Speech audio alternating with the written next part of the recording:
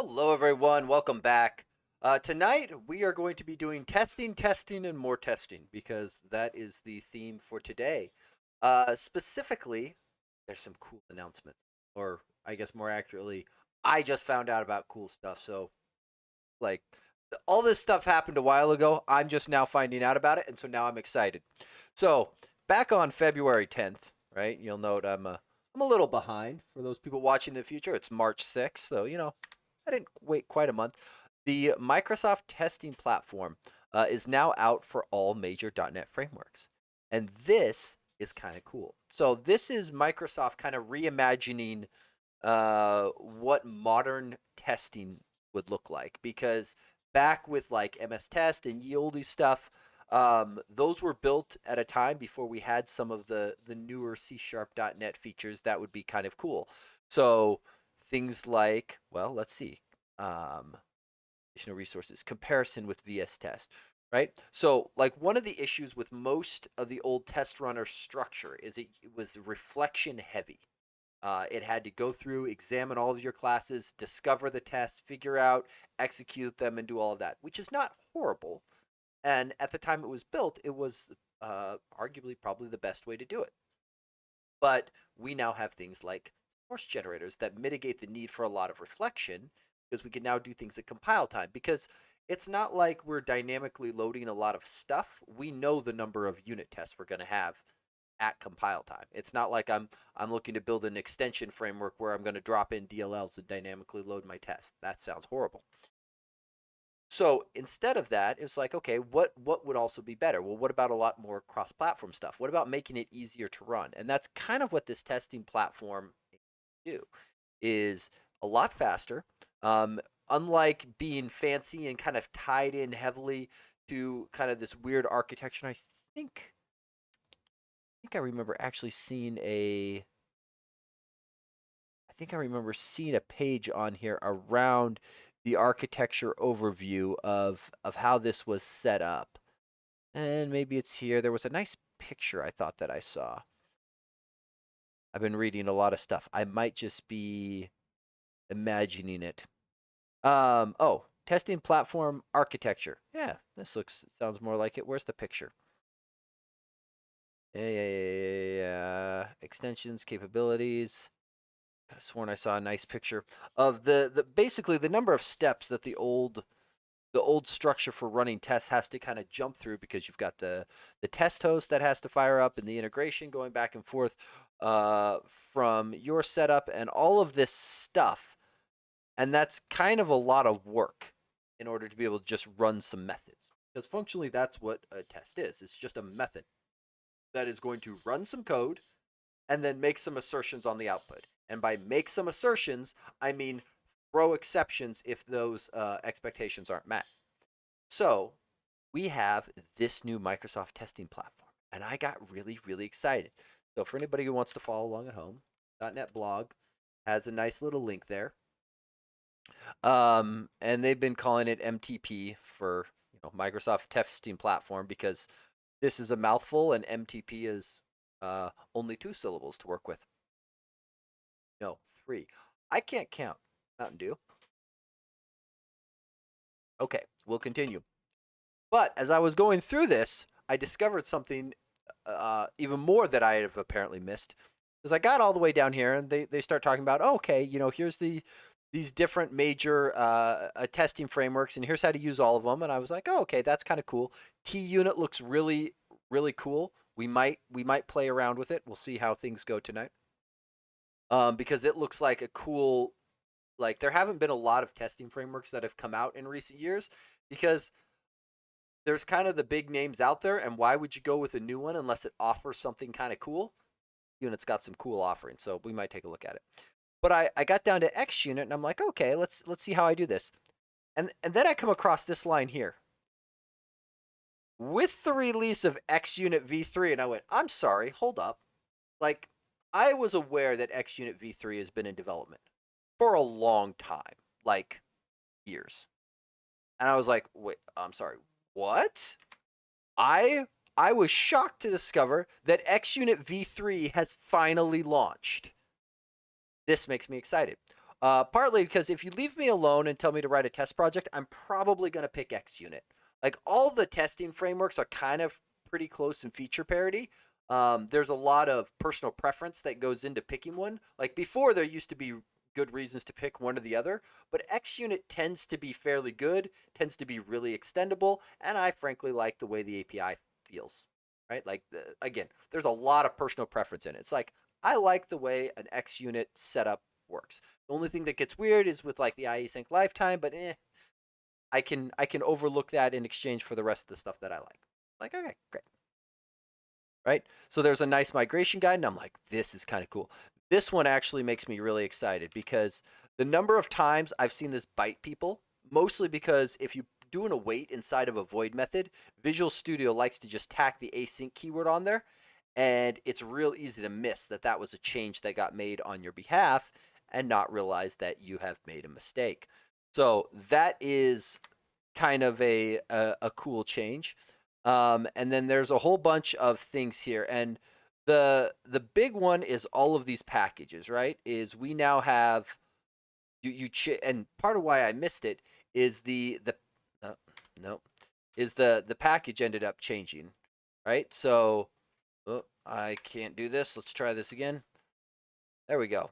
Is from XUnit to xUnit.v3. So if you're like me and running Dependabot or similar on your projects, you will not get a notification that there is a new XUnit because it is a different NuGet package. So effectively, with all of the packages, you end up just tacking the .v3 onto the name of it, and you should be good to go, right? And then there's justification down here of why the rename of going through and doing. And then this is also another thing. So something MTP did that XUnit v3 did, and this was one of the features of XUnit v3 that I was kind of excited and looking forward to, is this output type of exe. So before, a testing project was just a DLL, right? Which is fine, but it meant that to like run the test, you needed a runner, something that would load up that DLL, inspect it with reflection, and then execute the test that it finds. Right? With MTP and XUnit v3, that's no longer the case. Right? You can just output an exe, and then you can take that exe and you can go and run it. Right? This also makes being able to compile your tests and run your tests much simpler. Right? So you just got an exe to run. Nothing fancy to be able to go through. And then there's some target framework stuff. So if you are supporting older frameworks, this may be problematic for some people. But frankly, if you are on anything that resembles modern, got to remember how to do this, right? If you're on anything that resembles modern, Net Framework 4.7.2, Net 6 or later, right? Like if you are on that, should be good. If you are on an out of support framework, well, we might have to talk. Right? That's going to end up being a that's a big deal. Right? And then this abstraction packages, and now that we aren't doing that weird back and forth going between like the reflection and the runner and the test and all of that stuff, since now those are all just one, yeah, the package just dies. Right? And there are a handful of type things, but you can see here the number of things that are the same between them are very consistent. There's a few things that have namespace changes, great, and a few things that have been completely removed. And honestly, I don't even know, like, I don't think I've ever used any of those interfaces for anything. So, don't think it's going to be um, a big change.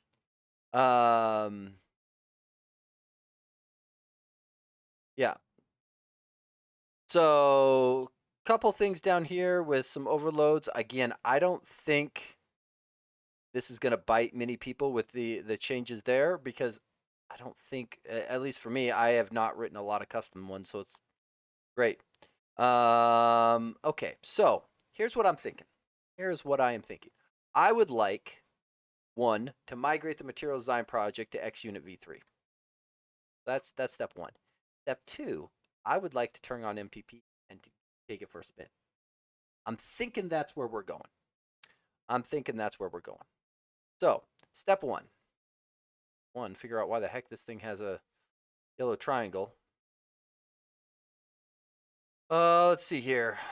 Oh, system HTTP. I hate these. I hate these. So we need to bump both of these up. So, this one's here. Need to be 434. So system net HTTP, and I might just do this manually because I don't like the way. 434.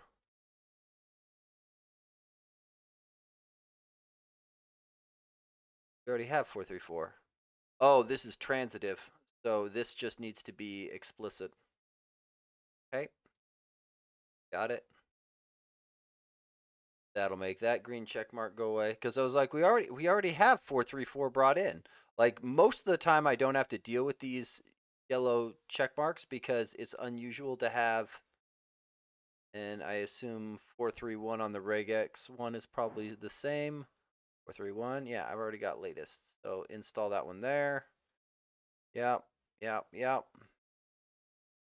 Then that should clear out the vulnerable packages. Hopefully, my diff on this just shows my big head to the other side. Okay, so the diff here should just be adding these package references. So for people unfamiliar with this setup and why there's no version numbers here, because we are using a feature called centralized package management, where the package versions are kept in this directory packages props file.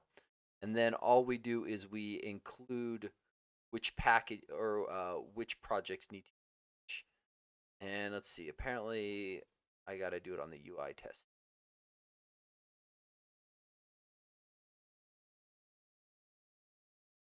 Problem. Just oh. Okay. I am tired of fighting with you. So what I heard is I'm going to do this.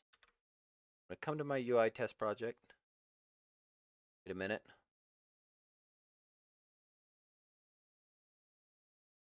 UI test project already has it. One is missing. Oh, the scroll bit me. WPF test is. Got it. Not anymore. It's not. There. Why do I feel like I don't trust you? WPF test absolutely has the missing package. So you refresh and think about what you've done. Okay, good. We're still convinced that this project doesn't have it. Compile. Izzy, welcome! 5 hours past midnight. Izzy, that is too early in the morning.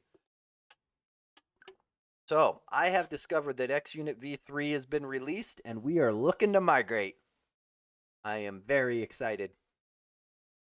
Because there is a feature of XUnit v3 that we may go and look at is the ability to set a random seed for your tests. Because it's nice to be able to execute your tests in a random order. That way, if there is a dependency on your test, you start to find it. But what you don't want is just random failure on your pipeline and not being able to reproduce locally. Okay. WPF tests install. Like you are in there. What is your problem? Like I don't know why this thing is giving me so much crap. This is colors WPF test. Oh, not looking forward to the day of trying to fix Windows missing NewtonSoft.json or one of its dependencies. The good news is you might be okay. Oh, look real quick, Izzy. I think you're actually okay. And the reason I say that is I think NewtonSoft. I don't think it has dependencies, does it? Actually, I guess it might. It depends on how old of a target you have. Most of them don't have dependencies. You might be good in that regard. Because I've had to deal with that before. Uh oh, version V13. Oh, I should have known better. You were gonna have something wacky to go with it.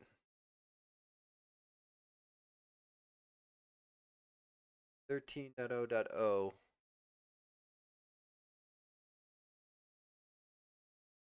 Yeah, because I'm guessing um, you're probably on one of these vulnerability ones, and some vulnerability scanner has gone crazy. My app is Hyper-V control panel. Ah, ah, got it, got it. That sounds exciting. Um, okay. Did you apply the package I asked you?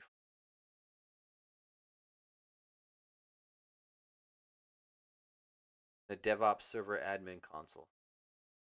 That's kind of cool, actually. I was mildly disappointed today. I'm working on migrating some stuff from Azure DevOps in GitHub Enterprise and was disappointed to find that the enterprise instance in question had not allocated any Windows build agents, which makes compiling Windows based applications shockingly difficult. Okay, there's that. Why do we have 14 updates? Might have to check my Dependabot. I know why you aren't updating. Okay, so we are going to not upgrade all of these. Yeah, well, so we're going to take a couple of these. So Community Toolkit we are going to update because that one I know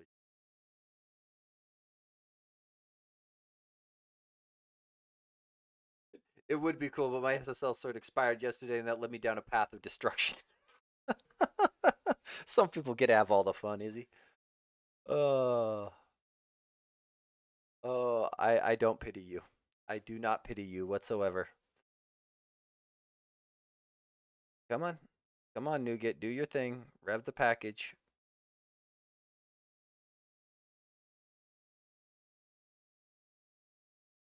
Update.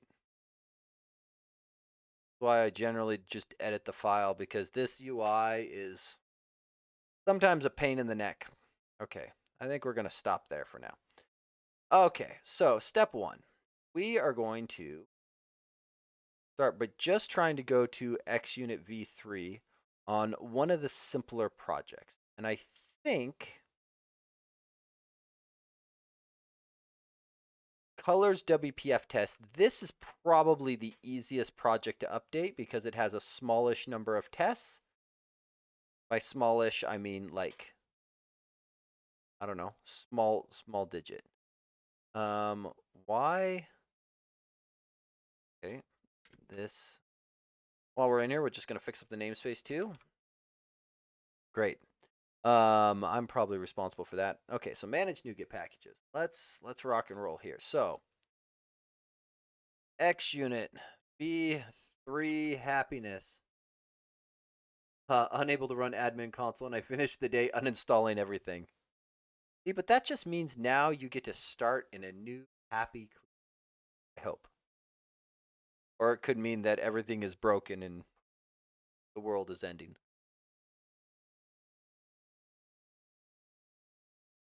Okay. XUnit v3 restored with wacko mode. That should be fine. May need to check this.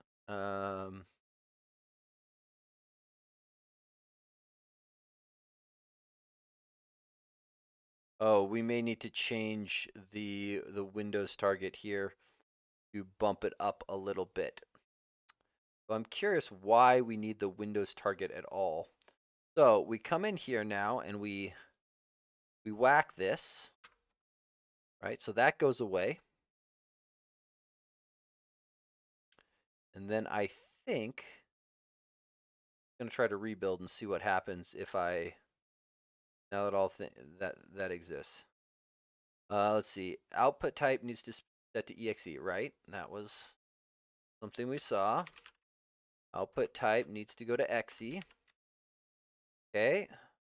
I will appreciate xUnit for giving all the analyzers that make life easy.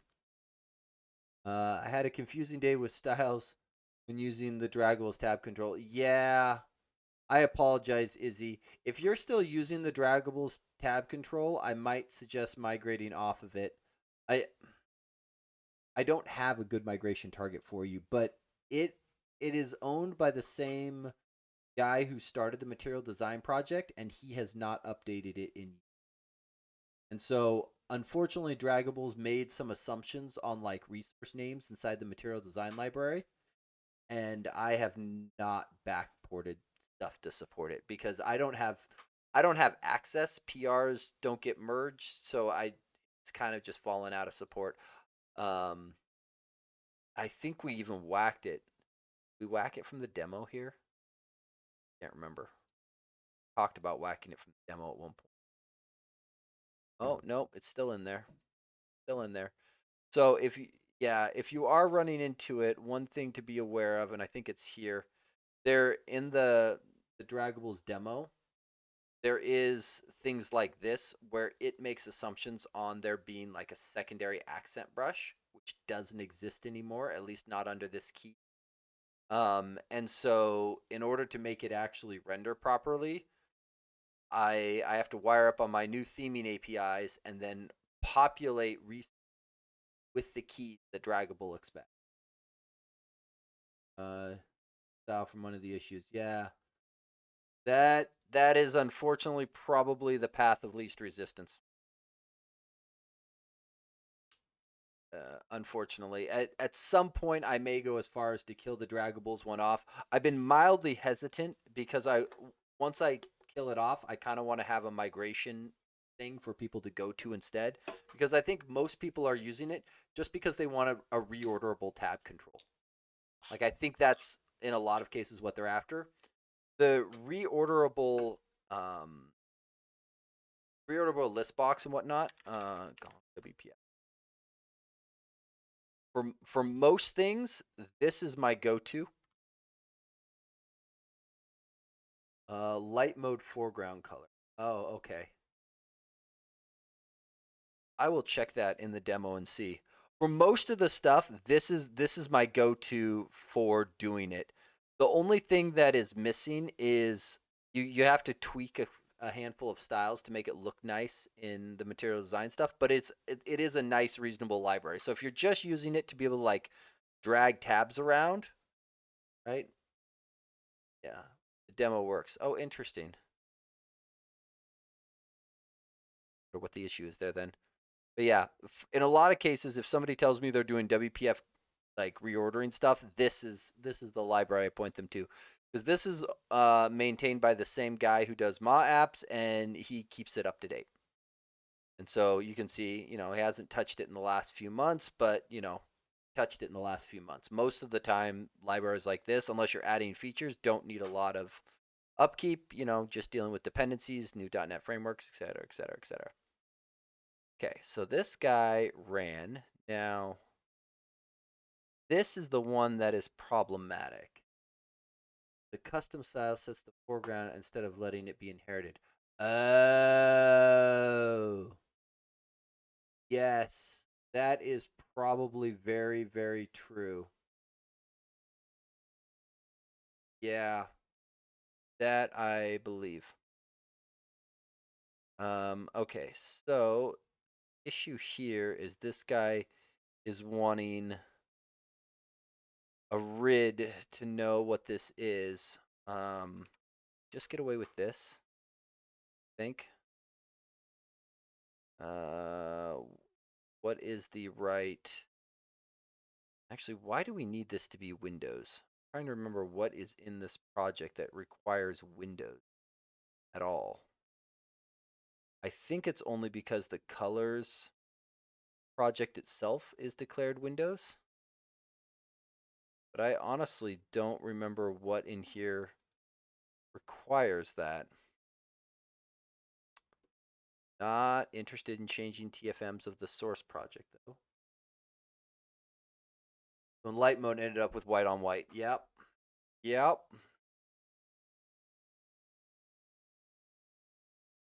That will absolutely do it to you.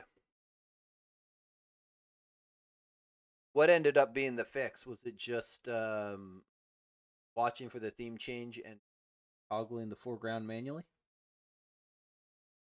Or something similar? Okay.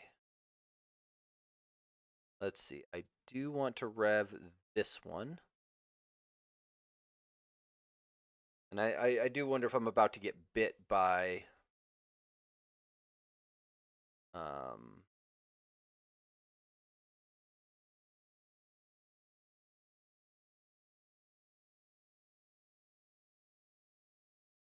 I don't like how this thing does this.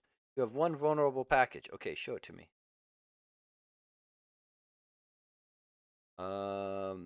Transitive. Install. There. Okay. Now I have to remember the appropriate RID to put on this, I think.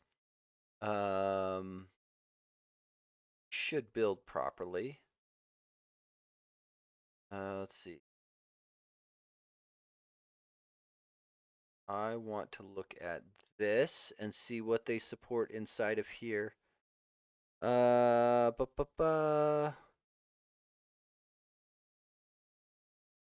v3 claimed to support net 6, didn't they?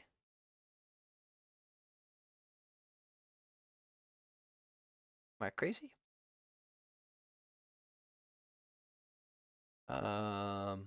Oh, look at that. 2.0 dropped net 6. Oh, you jerks. You jerks. When is net 6 end of life?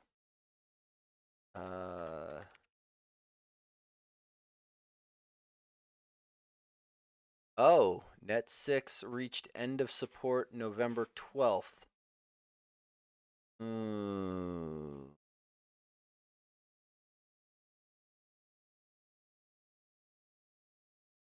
Got it.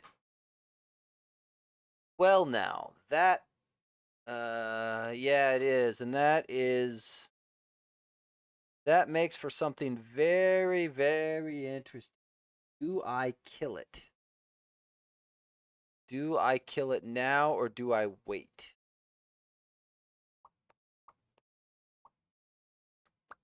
So if I kill it, I kind of have to major version rev.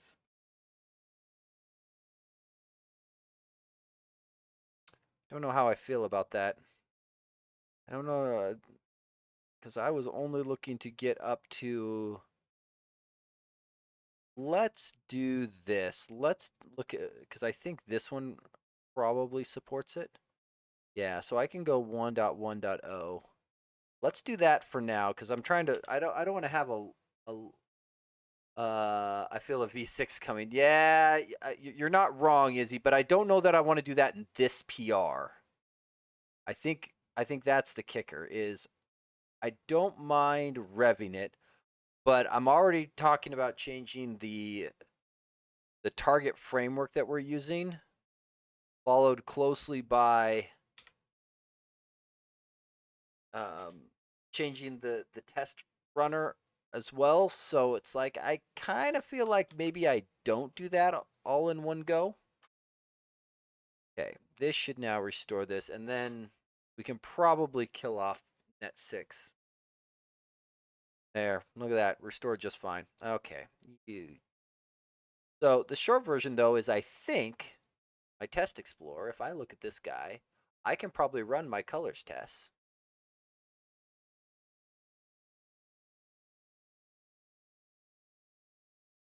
Interesting that it only shows the net 8 one even on here.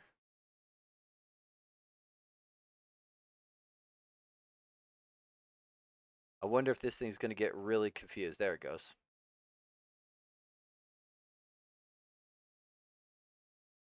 Run. Okay, so that was a fairly should bump version numbering to match net versions. Oh dear heavens. Like that is one of the things that I am mildly torn about that because on one hand, if you drop a framework, that probably counts as a major version rev. But that means for net core stuff, you are revving major versions a lot. And some people get really twitchy and have policies around major version revs. And I feel weird if my library itself has no breaking changes aside from dropping a framework. Like it feels weird to do that. Like I get it, but if somebody's still on like net framework, revving my major version has little to no effect to them. It's like maybe I don't know. Okay, so let's do the next test project because that one went swimmingly. So let's do it again. So we're just gonna take this, go to the test project. We're gonna get rid of both of those and go whoop. And this is where we kill off, I think STA fact dies. But maybe we should do a brief gander at NuGet just to make sure that there isn't like an STA fact v3. There is a preview package. There's a 1269. Blah blah blah blah blah blah. Let's take a look. Let's take a brief gander. 2 months ago. Let's see. For XUnit v3 support, use XUnit STA fact 2.x. Well, that's convenient. Thank you. So I need a 2.x version. 2.x is in preview. Great. Update, please.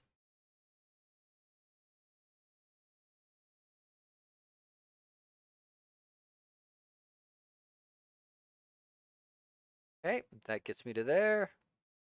Lovely. Sorry, just checking on.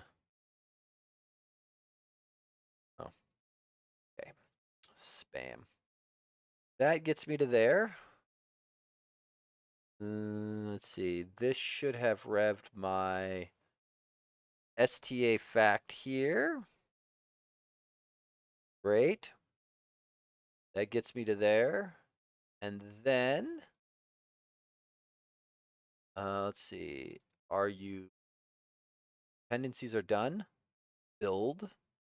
Like it feels like upgrading to XUnit v3 is almost a drop-in replacement, unless you've done something very custom. And I haven't done much custom on this project. There's a handful of ones where I have written like my own XUnit attributes, and I'll be curious how those ones go, but I don't think they're going to be that bad. Oh, yep. Right, forgot about that. Output type exe. I got you. That, anything else? Enum data attribute is not a class. Oh, maybe we did do a custom one here. Okay, so this guy here is just a namespace update. And then what is... there's new APIs here. Implement abstract class. So, supports discovery enumeration. Huh, I wonder what that means. I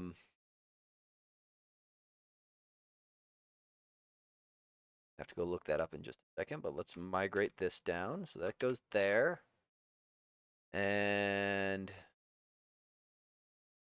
the cannot implicitly convert. Oh, this supports awaitable now. That's nice. That's nice because value tasks are meant for methods that are likely synchronous return, but could be awaited if necessary. So they are much more efficient because they are a struct, not a class. And so in the case where you're just going to synchronously return, they are much more efficient, but they can cast themselves into a task if actual async code is necessary. So they're actually slightly slower if they do hit the async case, so you don't just blindly use them everywhere.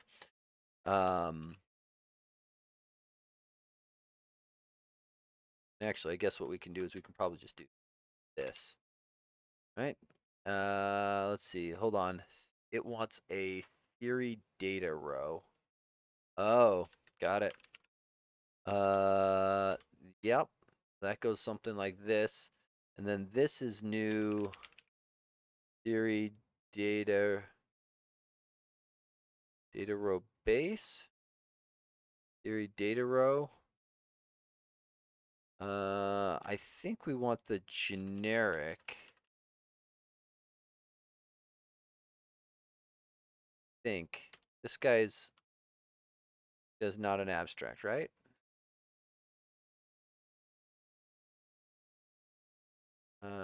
Nope, nope, nope, nope, nope. What is? Well, we might just look at what this guy returns. Data row base. Implementation.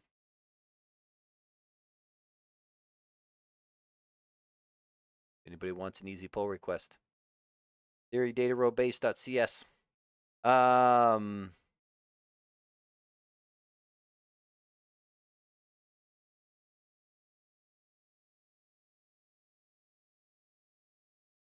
and then you are just object. So in theory, we can get away with this, but there's probably a more efficient way of going about doing this. Let's see.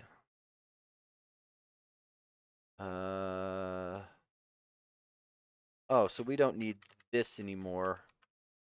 This just literally becomes this. New theory data row. All right, so that gets me to there. Then what is your problem? I cannot convert from IEnumerable.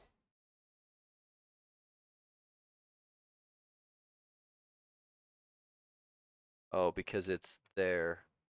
Let's see. I think we can just do this, right?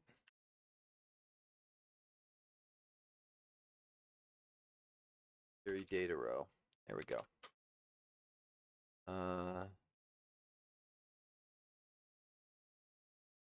That is known to be serializable. It is serializable. Supports discovery enumeration. True, I think. Right answer. Worst case scenario, the answer is false. Okay, what else? Errors in the current compile.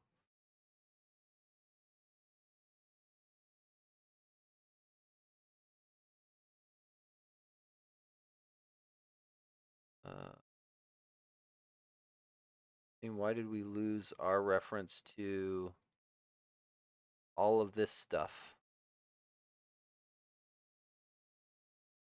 I lost all system.windows. I lost dependency object. The heck did I change? This is why we have Git. So what did I break in here? Oh, that's what I broke. Okay. So this becomes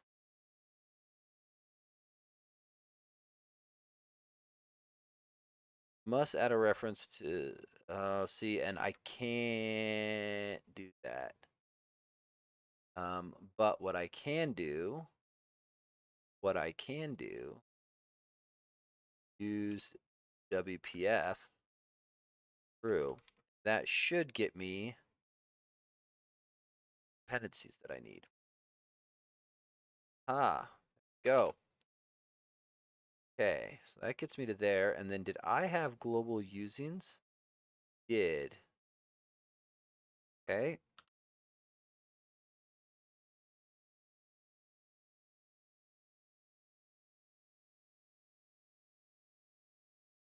Okay, so that files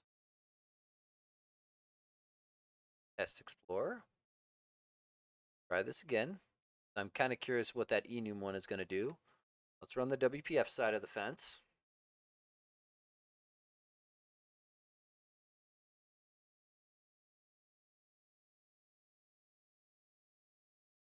feels faster. I don't have any metrics to say one way or the other.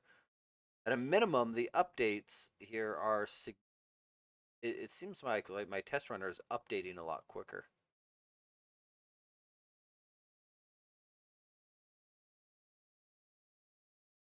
If it's running more things in parallel.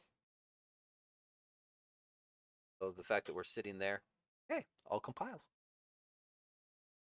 Compiles, test run. What more could you ask for? Okay, let's kill off the last one then.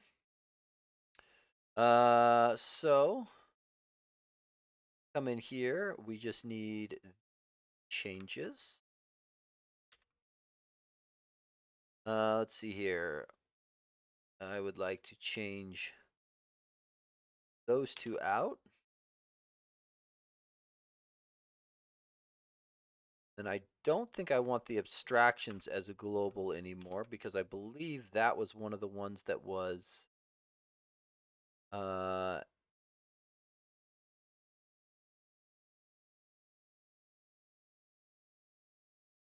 yeah, removal of that. So we don't want a global using for something that's no longer there. And then we're just gonna build it. Oh wait, I'm an idiot. I cannot remember how to set output type exe. Yep. I get it, xUnit. You're unhappy. I'm an idiot. I'm not following directions. Test base does not implement blah blah blah blah blah. Oh right, let me go back. Migration docs. They had something about the iasync lifetime. Let's see. Defines its own dispose async. We would call both now inherits from iasync disposable, so dispose async comes from there. You should only call one or the other, not both. For xUnit, we will call dispose async, but not dispose. Got it. Okay, so guy here had that, and this is the initialize. Oh, so they just converted to value task. Got it. Got it. And I shouldn't say they converted. They switched to using the built-in one. And this one here, it's a little disappointing that this is value task because this is guaranteed to go async. This is not. In fact, it's actually unlikely to. Yeah, not overly concerned with implementing the disposable pattern on this.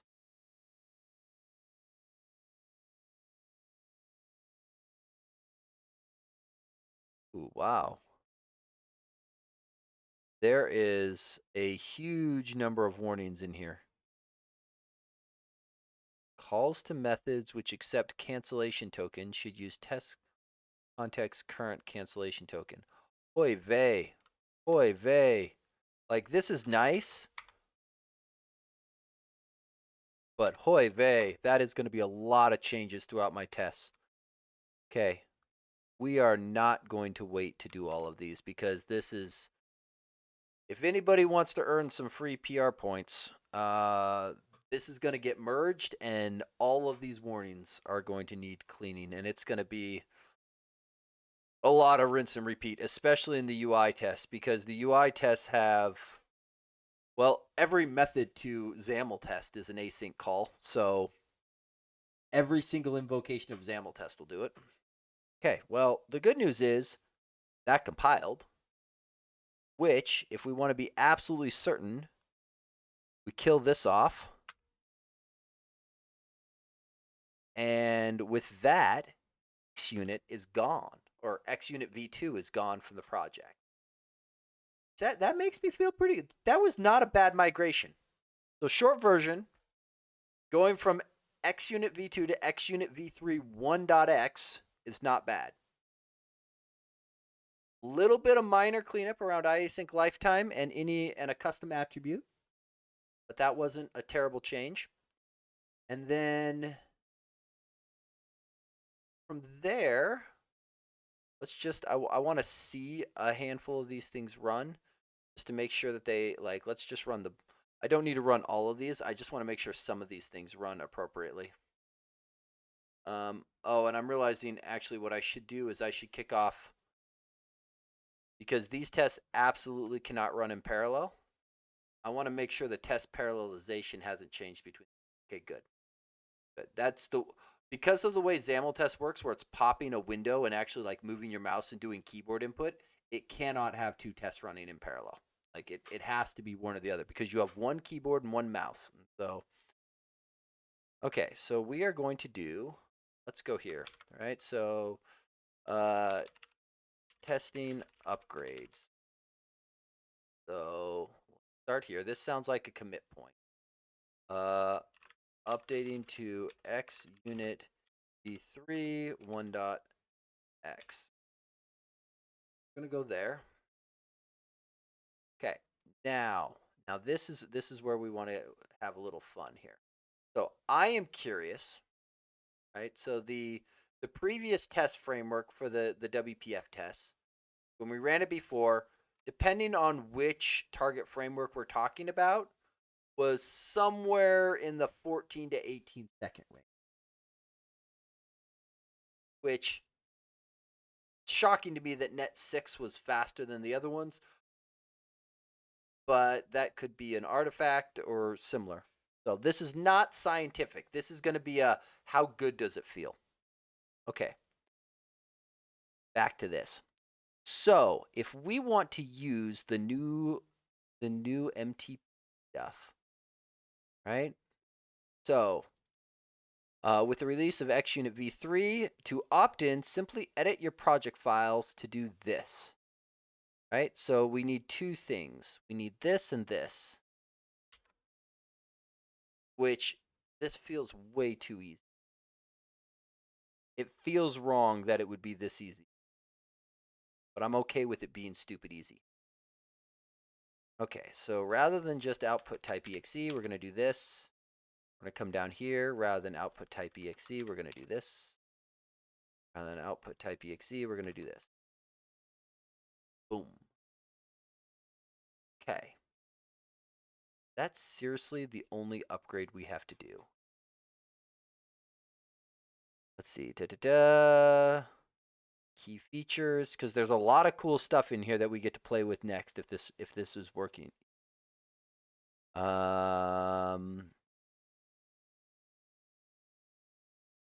Use the following production source code. That's it. It is interesting. I do wonder if the Net 6 thing is going to bite us here, but we'll find out here in a minute.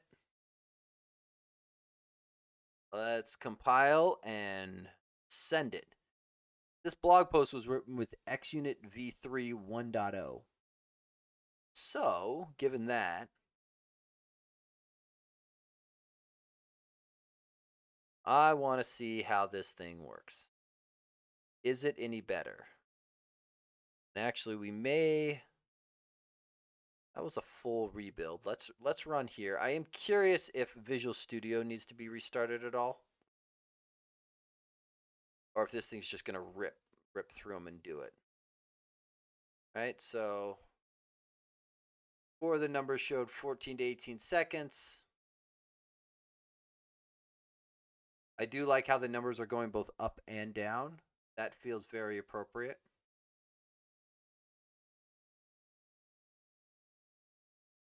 And once again, it gets to the 714 and then just hangs out for a minute. It's waiting for something to time out. Okay, that didn't appear to make any significant difference. I mean, the numbers are all technically a little smaller. Not much smaller. Our Visual Studio. Let's just make absolutely, because if it's really that easy, right?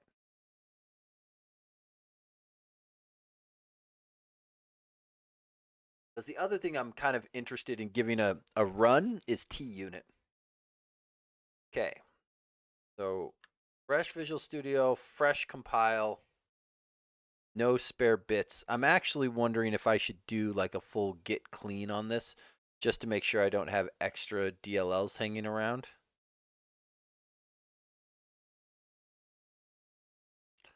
If it's really two project or just two CS project changes, like that feels too easy. It's way too easy. Like I'm skeptical because of how easy it is. There should be more friction. That'll teach you to make something simple. When it's too easy, your consumers get skeptical. Maybe that's something I should remember for Velopack. It shouldn't be too easy. It should be just easy enough. Too easy and people question how the heck it works. It's been 0 days since I last deleted the .vs folder. Yeah. That's the right amount of skepticism right there. That's why I'm kind of tempted to just run a git clean dfx and then let it torch everything that's not in source control. It's like full fresh clean. Okay. Sweet. Adding MTP. I'm going to leave because future me is not going to remember this. So we're going to just get rid of that. And we are going to just put that commit message. Okay. So that's a little too easy. I'm going to open a PR just so I want the pipeline to run it. So sorry, when I say DFX, get clean hyphen DFX like that. So that effectively torches everything in your repository that is not under source control. That is a great command for losing work. So just gonna warn up front, great command for losing work, because it will torch everything and it gets your repository back into a state that is very close to a clean clone. So it's a real great way. Updating test to use xUnit v3 and MTP. Okay, so we're gonna push that just so I can get a pipeline run. Get that going. Okay. Now I am interested in this TUnit. So TUnit is a new testing framework that purports to be a lot faster and a little more modern and is source generator heavy, which makes me happy, right? So there is a lot of cool stuff, and it's also built on top of MTP, right? So this is all latest and greatest stuff. Oh, hang on. Do I need to go and do something? Check. This is what I was wondering about. Do I need to turn something on? I think I already did turn it on, didn't I?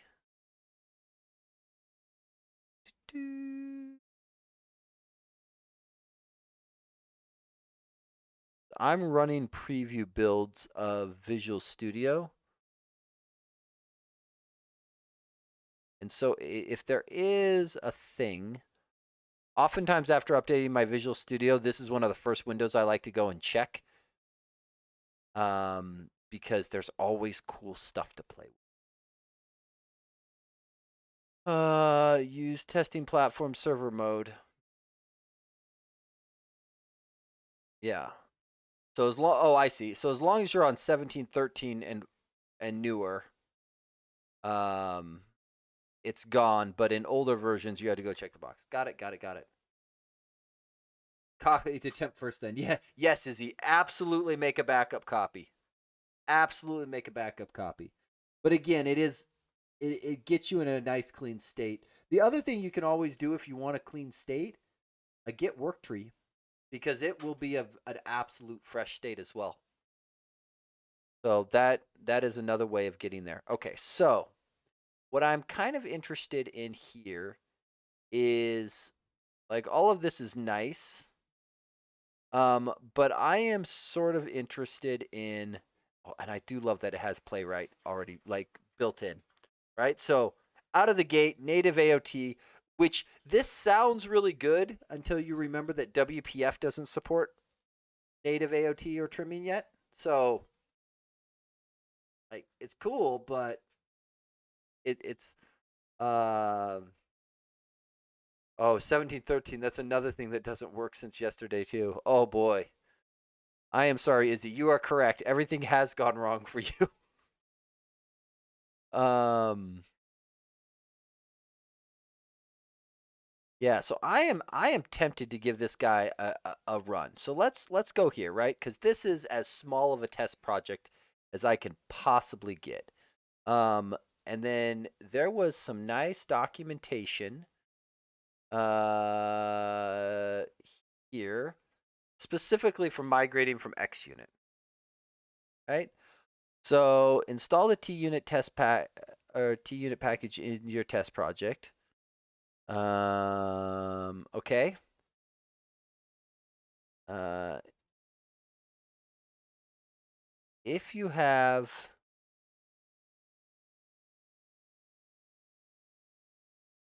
unit or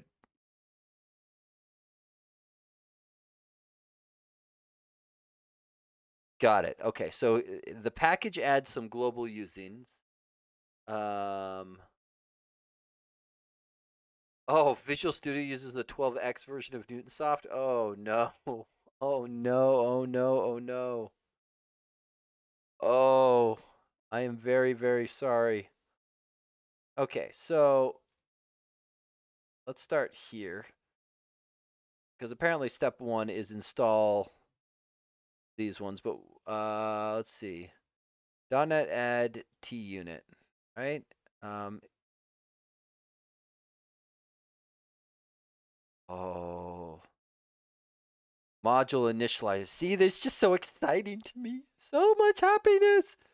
You probably used the package. This should not be used with TUnit. It'll stop the test discover from working properly. Okay, so I need to include TUnit, and this assumes non. This kind of method of doing this is a way that people have done centralized package management before centralized package management was a thing. So I get that people do it that way, but no, we're not doing it that way. Come on. Okay, so let's go here, TUnit, because this, like, in looking at it, I have high hopes. Like, this testing framework, at least on paper, has all the things of being my new favorite. It looks very good. So I'm kind of hoping that, I'm hoping it lives up to the hype. Okay, so we've done that. Now we go back to the migration. Okay, so we need to add in this using remove for the moment because we have added these in. We are going to come in here. Actually, I guess we can actually put it here, right? So it's temporary just so we can have analyzers work properly. Oh, I guess that's not the right. I should put it in its own item group. Okay, so we will remove unit core.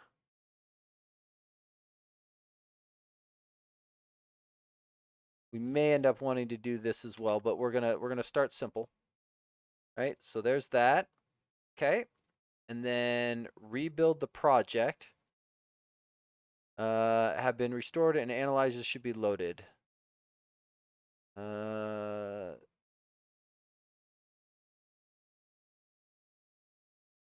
oh, sweet. This leverages .NET format. Analyzes. Oh, this is cool. Okay, we're gonna close Visual Studio for this. We're gonna close Visual Studio. So, let's see. How dangerous do you think hippos are? I believe very dangerous. Let's see. Today's task is to build VMs with everything in and migrate them while I flatten the server. Dang. Oh, thank you for the follow. I will admit, I think this is the first time I've got a follow by answering a question about hippos. Let's see. And then we want to go to tests, and then we want the colors tests, and then Okay, so we would like to run these in order, and we're just going to send it. See what happens.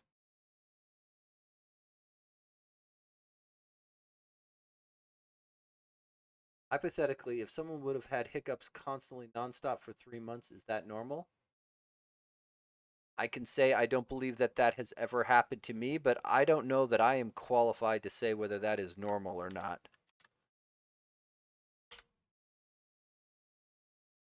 Okay, so there's 52, 53.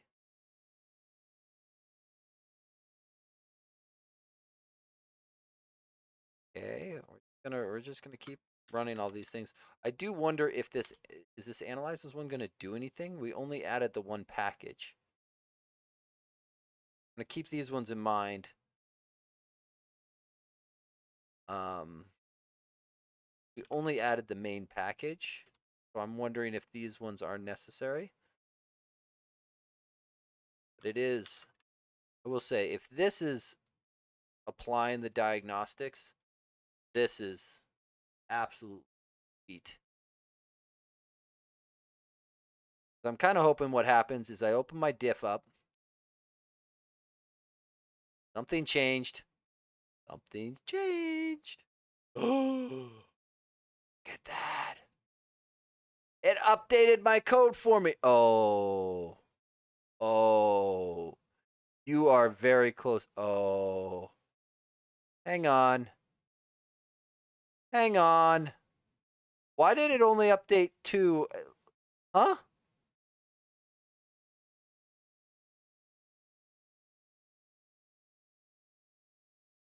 Let's see.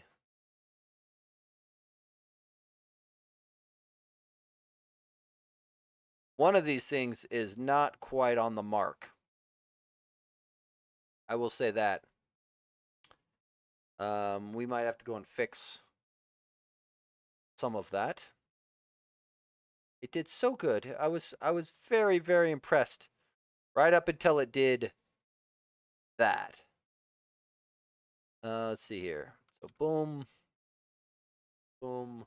Powered by Copilot v1.0. Okay, so there's that. And so, because here's the thing: is I think we can get rid of shouldly. I think, like, fewer NuGet packages, faster restore, faster execution. Like, everything sounds good to me. Perform manual bits that are still necessary. Remove the XUnit packages. Okay. So XUnit. Goodbye. I'll miss you. Oh, and we know we want to remove this one as well. Okay. Next step. Revert step 1. Okay. Done. Hopefully. Right? And here's the manual steps of needing to execute these things. Okay. So that went there. Do you build? That is step 1. Compilation is important. We apparently did not clear out all of these. Okay, and some of these assertions. Assert that contrast ratio. I think it's getting very confused. Okay, I need to look at the syntax here for this. Let's see. Writing your first test, like the important thing here. Assert that result is equal to. Okay, so got it. Assert that contrast ratio is greater than. Well, I think I want is greater than or equal to, right? Is greater than or equal to 2.9. Right? Boom. Assert statements must be awaited. Really?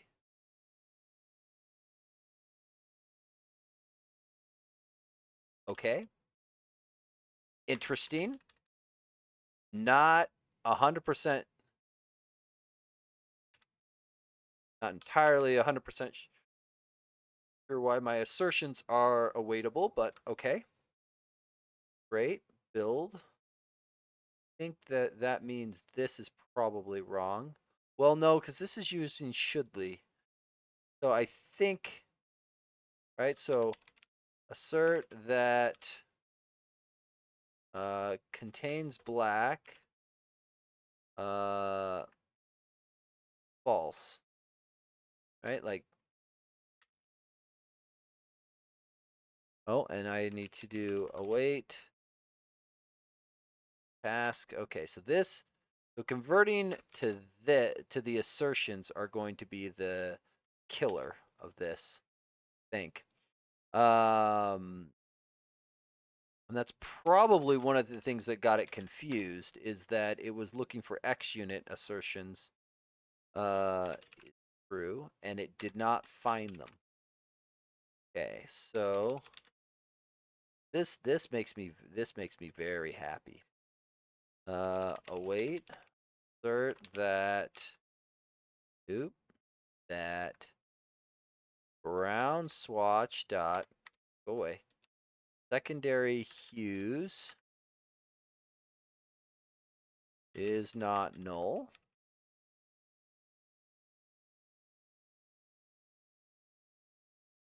Is equal to 0. Do you have a... No, it doesn't. Some libraries have a special overload for 0. Common. Okay, Copilot, impress me. If I do... I'm going to help you, Copilot. Here, this is me helping. Okay, do it. Await. Yep. Yep. Thank you. Been a wonderful help, Copilot. Okay. Do it.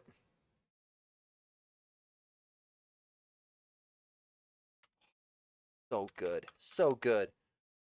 It's getting better. It is getting better. But now that means we can get rid of shouldly altogether in here. Oh, I think I love it. I think I love it. Look at that compiled. That was fast. That was fast. We still have the net 6 window problem. Like, I think we are going to end up having to kill net 6. But let's go here, right? So previous execution was like 1.3 and 800 milliseconds. So if we run this, what does it do? That was not too. More importantly, we got a failure on one of them. No reference. What did? More importantly, how is this a failure on only one of the platforms? Just on net 8, huh? That makes me suspect. You're telling me this includes gray.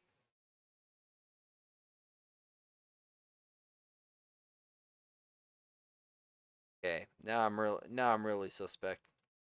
What's going on here? Run them again. Run them again. I am noticing the net 6 ones don't even appear to run. This test, there is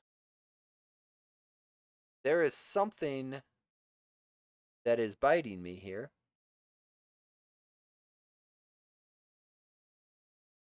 I think that they are executing either faster, slower, in a different order, something. And we have a static or similar that is biting me. Is the fact that this is the standard thing. Yeah, okay. Something, right? So in a set, periodic failures. That is a new level of exciting.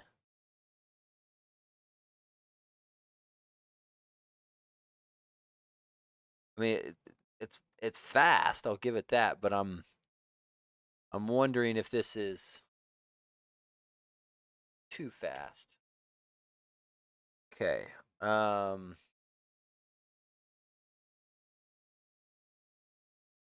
See if I do one here. Can I get away with just doing this now? The compiler can figure it out. Kind of dirty. Okay, so what would be failing? I guess I want to get back into a failing state on one of these. Watch, now that I'm looking at it, I won't be able to get into that failing state. There we go. Okay. So no reference exception. Where? Swatch provider read. Application load component. Oh.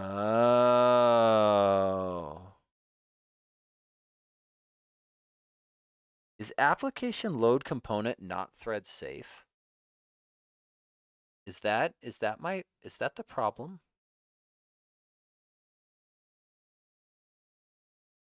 Because in most cases, this would not be a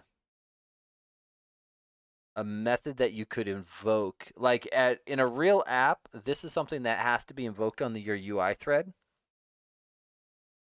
And so it would be very, very, very unlikely to have this to have a threading problem there, because only one thread can invoke it.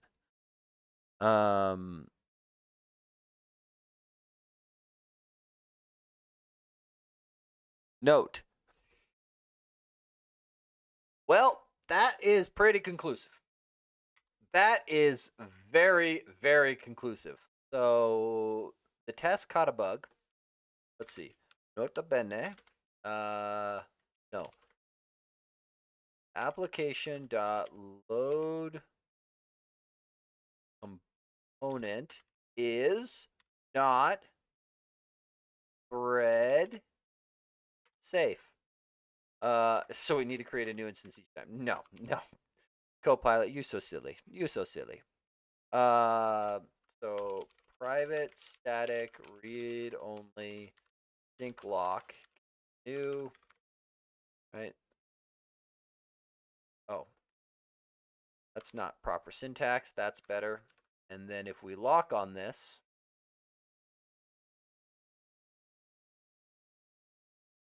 yeah, that'd be better. Boom, that. Look at that. We're gonna fix a bug and everything. New test framework, and it found a bug. Now the problem is I don't know how many times I need to run this before I convince myself that it's good. Because I think we saw 5 or 6 passes in a row before.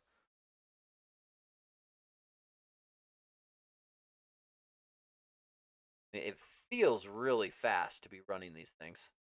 Like this, oh man, this feels like a framework I can get behind. This feels like a framework I can get behind. I think I'm in love. I think I'm in love. I like new testing. So pretty. And I like the idea of needing fewer libraries. Like this it feels good. This is the needing to await it is definitely something I did not catch when I was reading this. But there's a lot of stuff here that makes this really nice.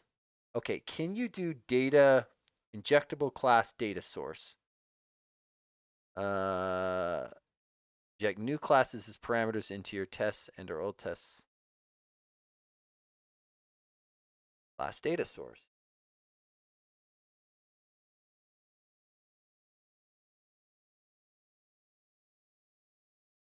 Oh, really? Well, thank you. I did not realize that. Now I'm actually tempted to do it. I'm wondering if this thing is actually taking my system settings. Oh, you're right. Oh, wow. When I hit run, I do watch my frame rate drop. Holy crap. What is this thing doing? Oh, it is aggressive. Okay, thank you for the heads up. Yeah, and I completely agree. I love async and await. I'm just not used to needing to await my assert calls. That part is I think new and unique to this.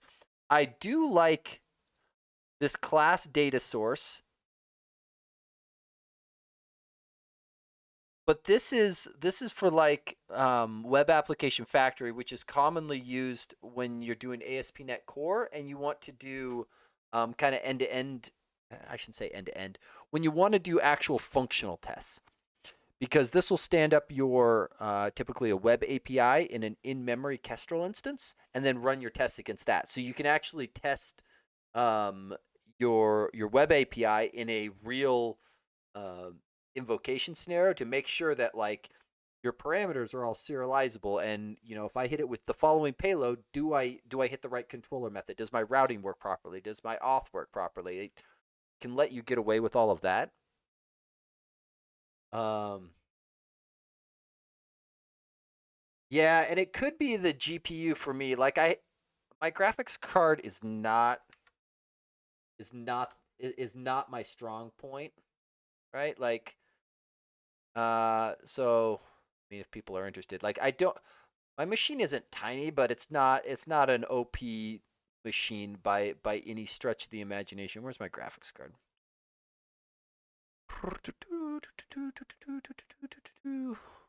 Why is it not here? Um because it's not an Nvidia um chip. Am I blind or stupid?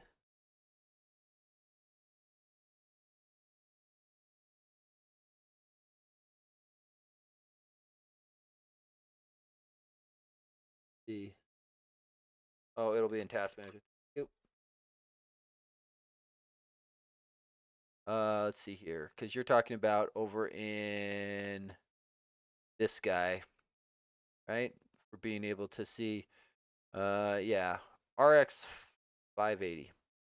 So again, it's like I don't do a ton of gaming, so I didn't care that much. And this machine was built 7 years ago for the AI craze when graphics cards were still at mildly decent prices, but not inexpensive.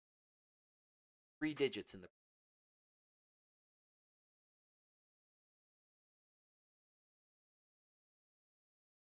But now that I've got this up, I'm actually curious to see what happens now when I hit the sit here, you sit here.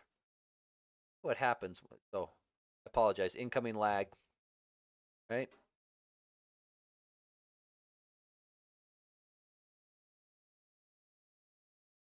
Oh, I wonder if it's something related to how OBS is capturing.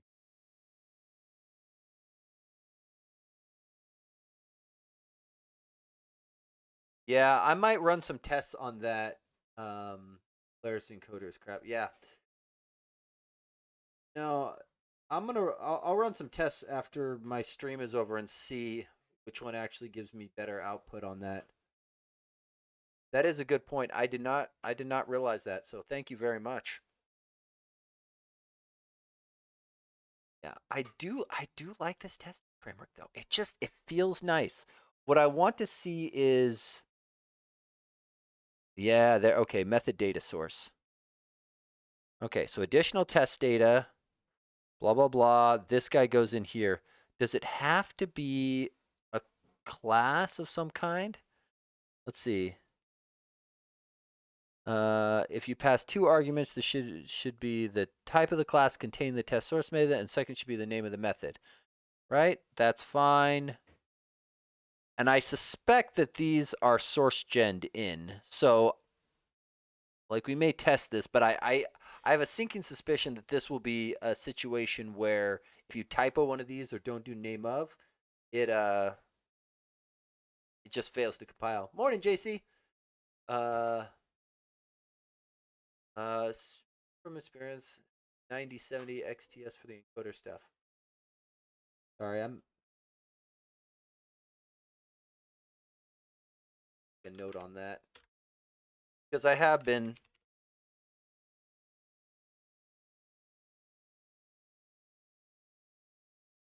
hardware, and so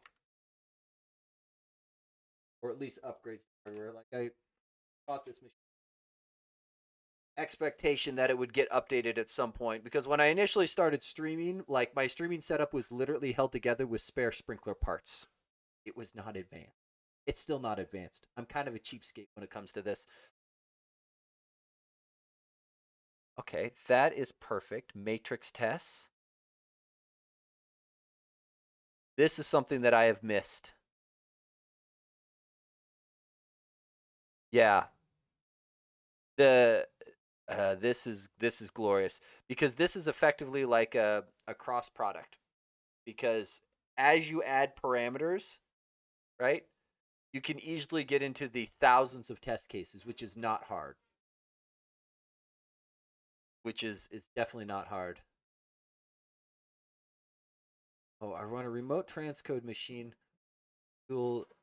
And then do you just like capture card from your main machine, uh, Blade?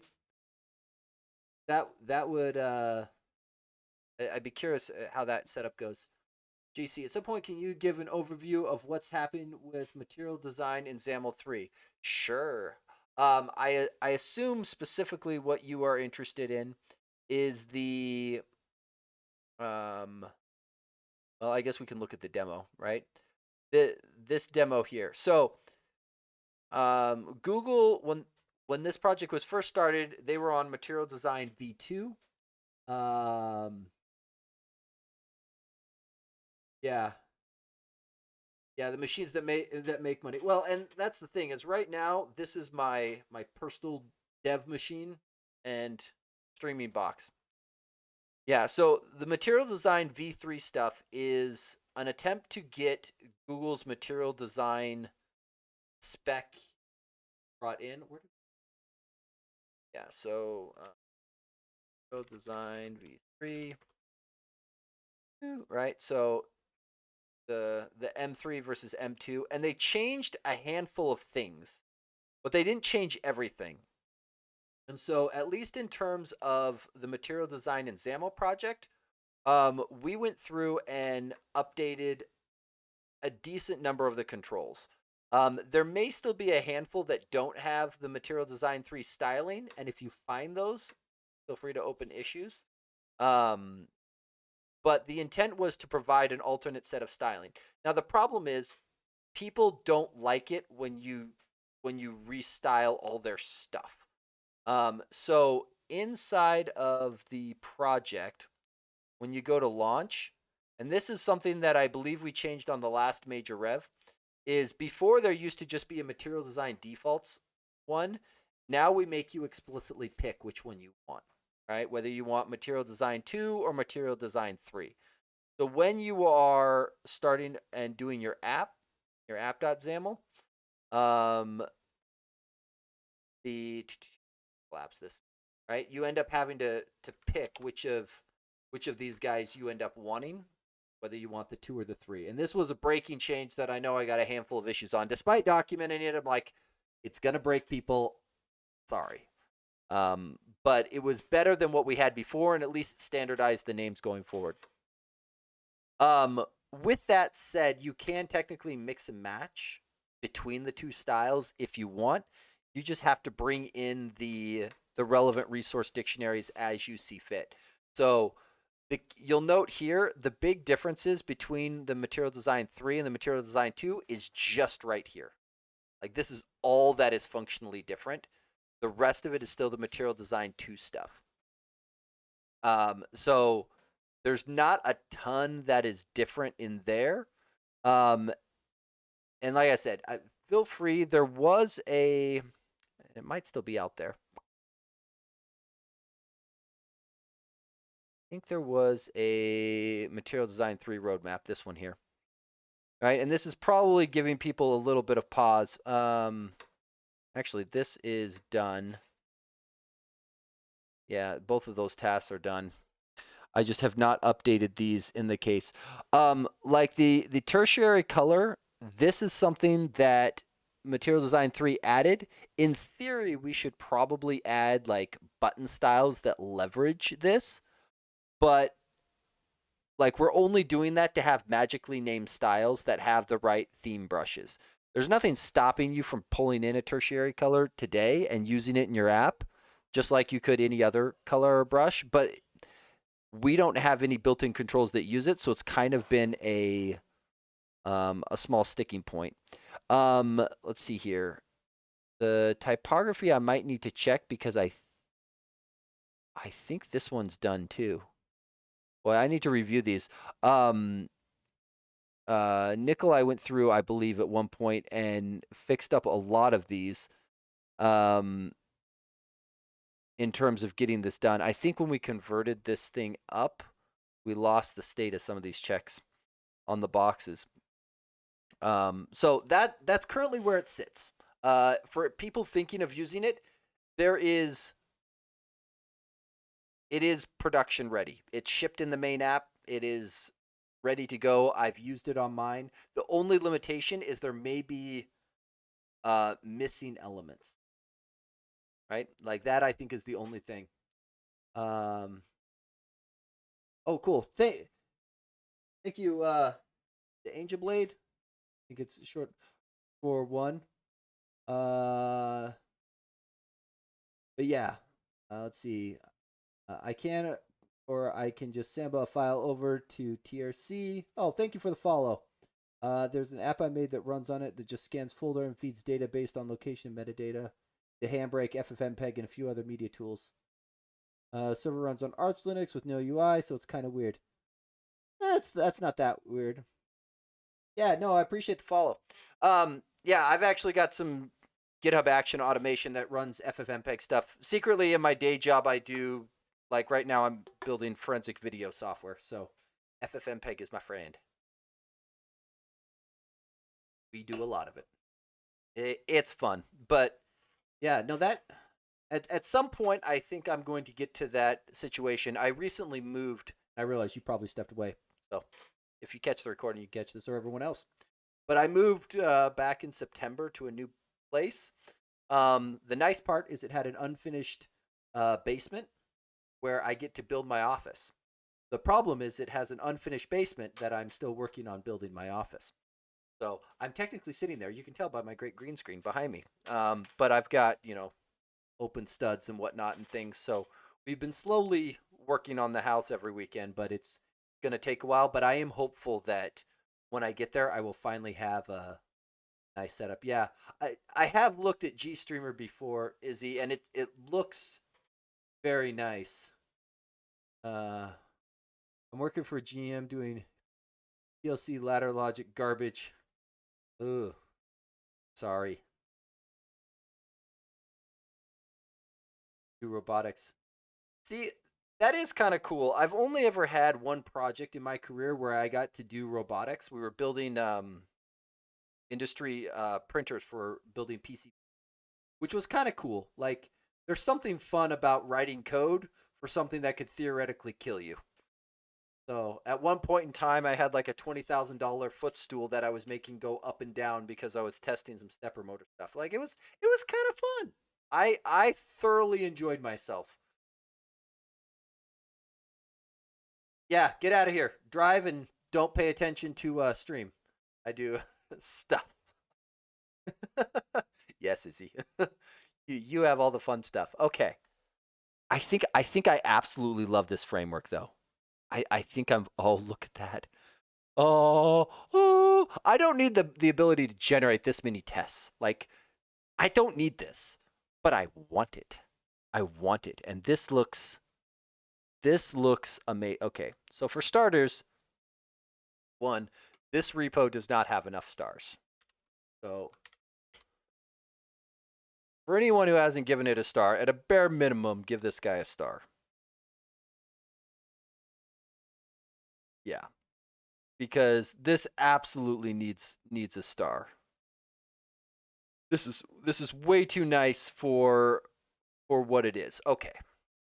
Okay. So I think what we're gonna do is we're gonna do a couple things. One, if my PR shows clean, doesn't. Disappointing. I was gonna say we do this in several stages. Uh, oh, I have warnings as errors turned on. Oh, this is horrible. This is horrible. I have warnings as errors turned on. Oh. Do I just suppress the warning or do I actually fix this garbage? Because the other thing is if I convert this over to the new testing framework, I don't have to fix this.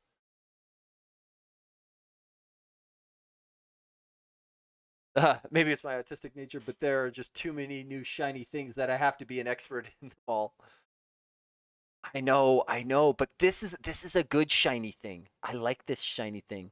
Like on one hand, this is definitely like something like an XUnit has been around for a lot of years and is well battle tested. This has not been around for a lot of years, but the only way it's going to be around for a lot of years is if I leverage it and other people leverage it too, right? Like there's so much in here that looks so nice. Like this feels like somebody who built a test framework for who struggled with some of the limitations of the other test frameworks and went, darn it, I could do this better if I built it from scratch. Like that feels like what this is. Oh, look at that. Oh, look at that. Depends on test. Oh, mwah, mwah, mwah. Love it, love it, love it, love it, love it. And if your test depends on has parameters, you must include the types of those too. Oh, you can do dependable. So this is something I absolutely love. This here alone might make me want to do this. Because generally, you want your test to be fast, small, run in isolation, yada, yada, yada, right? But there are a category of tests like UI tests, oftentimes integration tests, that are big, clunky, and slow, right? And they are that way by design, but they are that way to test everything all the way through rather than just individual unit tests, right? So just because you're using a testing framework doesn't mean you're writing unit tests. Sometimes they're bigger tests. And those bigger tests, you don't have time to restart the process to test every individual use case. So a single test often will have asserts at different points along the journey to say, okay, did I log in successfully? Yes. Great. Did I open the user's profile page correctly? Yes. Okay. Now I'm going to change my username, right? Those types of things are oftentimes all in the test. I immediately see a use case for being able to do depends on tests for that kind of thing. Like this feels like a great way to be able to structure those units of work for, hey, this test needs to verify, something after login, but I can shove that into a thing. Like we kind of do that today by just building the methods and chaining them together. But this feels like a nice possibility. Or like when you're testing cases that don't matter, right? Like I'm thinking of here, I'll just show it to you, right? So on my VeloPack code, right? Might be the other thing that I want to leverage this for. I have a set of tests. I finally got my Azure Write container working properly. I was very proud of myself. So like API service tests, and let's do Teams v1 endpoint tests, right? So I've got a set of tests that all do things like verify authentication. See, Izzy, have a good one. See if I surface in a week. Um, And like some of these other tests don't make sense to run if this one fails, right? Like if my auth isn't working, that means something has broken in my middleware and I can't get further down. Like I don't want to even bother to try, right? Stop running. Like those types of situations sound really good for this, right? Like I've got test one that's basically just, hey, can I get there? Was my authentication stuff working? If the answer is no, don't bother with the rest of it. Something higher up is broken. Because normally what happens is without that depends upon, you end up getting a test log that's filled with failures and you only care about effectively the root level one, right? Because sometimes you get, hey, 25 tests pass, and you kind of start to look at them, and the developer has to do some mental gymnastics to go, well, given this set of failures, the failure point is likely here, right? Like, um, the company I work for, we built some software for a utility that uh, helps them kind of figure out, given a number of outage reports, what's the likely area where the failure occurred, right? Is there, a substation out or whatever, right? Like it kind of tries to work its way backwards. That way they can dispatch crews and say, hey, you probably want to start here in looking for the problem, right? It may not be right, but here's the kind of common points between all of these things. Look there first, right? So it's a starting point. And this would help you get that starting point, right? If you chain the test together, oh, mwah, mwah, loving, loving, loving, loving. Oh, you can order the tests if you want. Oh, parallel groups. Yep. This makes me very, very happy. Oh, love it. Parallel limiter. And this one, I wonder if, because this is an assembly level attribute. Um,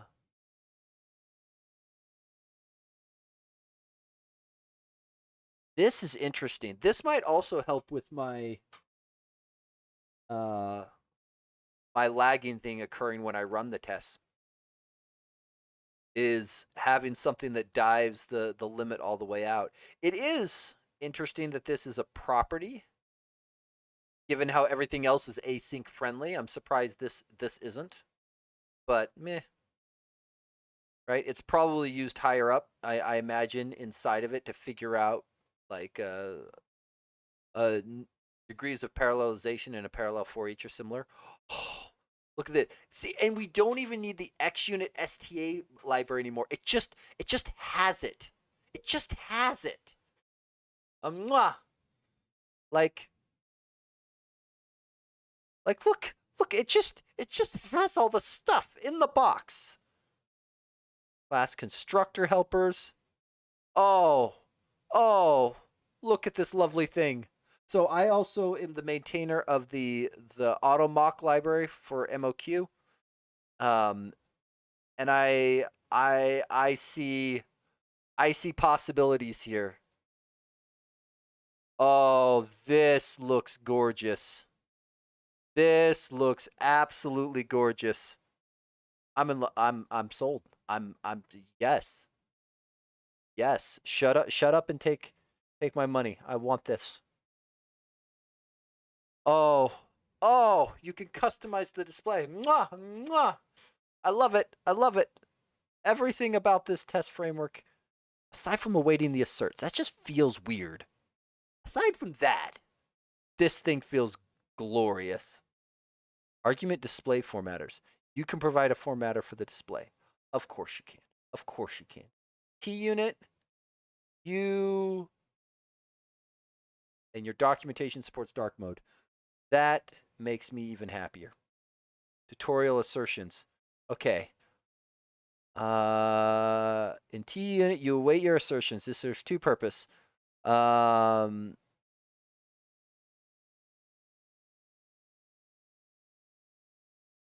Oh, interesting. I get the idea here, right? Um, let's see. C# sync over async, right? So there is a blog here. I think this is it. Yeah. Um, and honestly, both of these are worth a read because Stephen Taub is, I think, if not the expert, one of the top experts in this area, right? And he has a very good write up about doing this. I get the idea of not wanting to do sync over async. That tracks. But by putting the async keyword on a test, if the only thing you're awaiting is the assert, it means that this method, like when you put the async keyword on a method in C#, the compiler has to rewrite your method with an async state machine, right? Because it has to figure out and make sure that it appropriately um, can handle executing things after the await, which is good. The problem is an async method by definition then is typically slightly slower. Again, this is a very small amount. You do not do this optimization unless you have a benchmark to back it up. Right? This is a micro optimization, not something you do willy-nilly. Because this method in general will execute faster than this method. Right? And there may be, without looking at how this is implemented, there may be something fancy going on here. Now I have to look. Now I absolutely have to look. Did they do something incredibly fancy? Value assertion builder. Like, I want to know what the heck this thing is doing. Did they do something fancy with this? Please tell me the answer is yes, because that would make me really excited. Okay, so assertion builder probably has it. I'm looking for a very specific API.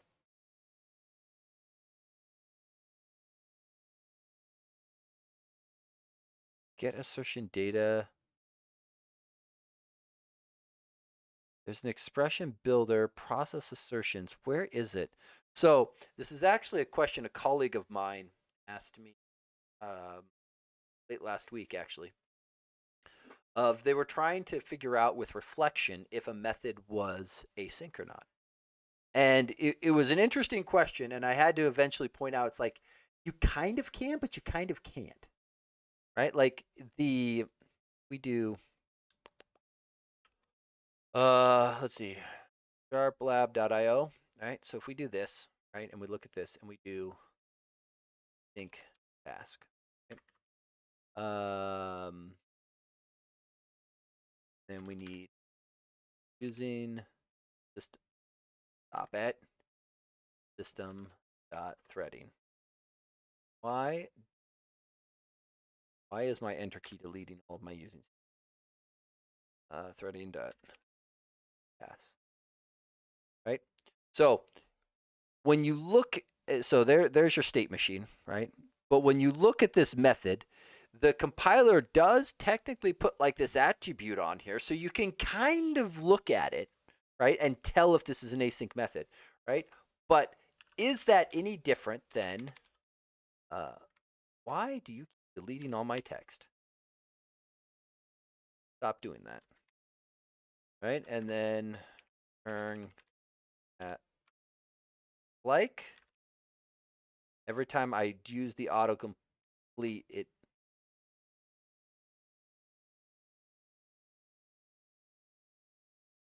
like the autocomplete's blanking it out, right?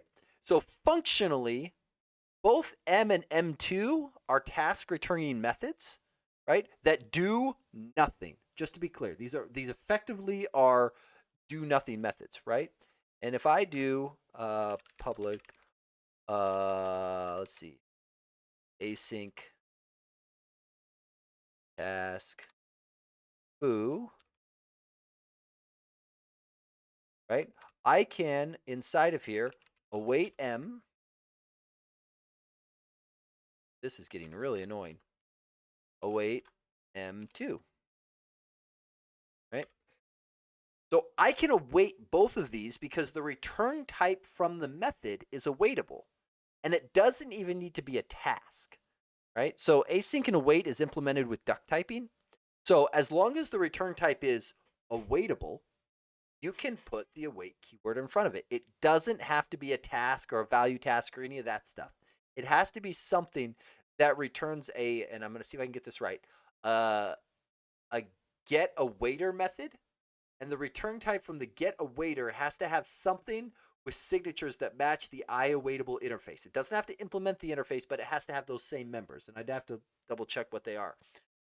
And more importantly, those can be implemented with extension methods. So you can take a type that isn't in your assembly and make it awaitable, right? There are people who have done wacky things where you can do something like await 42, and with an extension method, you can make int awaitable and then make this, sleep for 42 milliseconds or something, right? Don't do that. That's bad. That's yucky, right?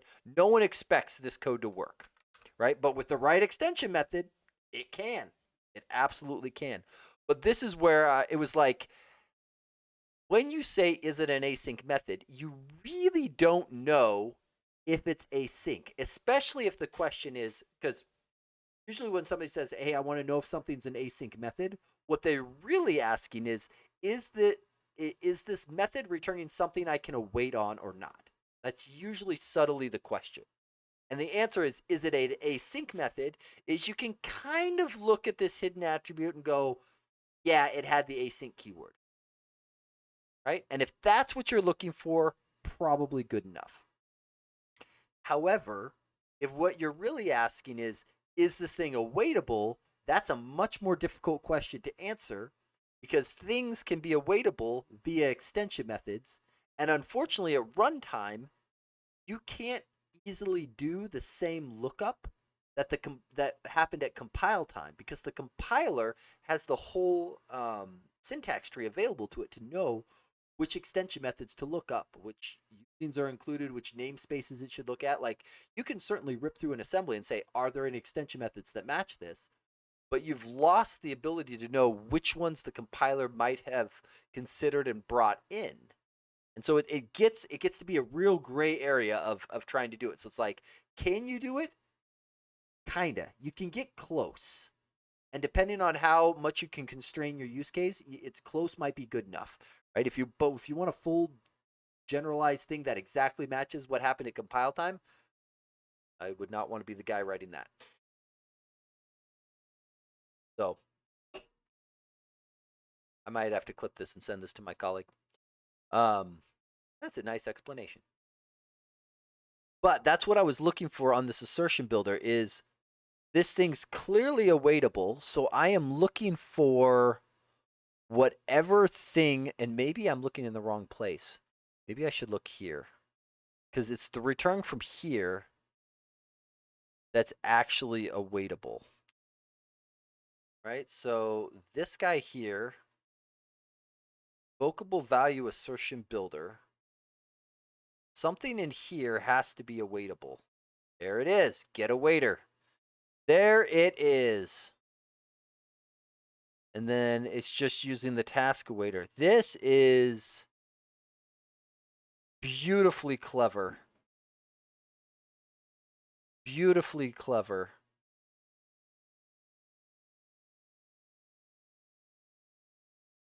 Process assertions async.result. That is interesting. That is interesting. This is very, very clever. I do find it interesting that that's how it's working, though. It seems weird. It seems weird. It seems like there's a slight amount of extra overhead that doesn't need to be there if the entire system under test is synchronous. Feels like there's overhead that doesn't need to be there, but maybe I need to benchmark it. Maybe that's what I need to do is benchmark this thing over a very simple test and see the difference, right?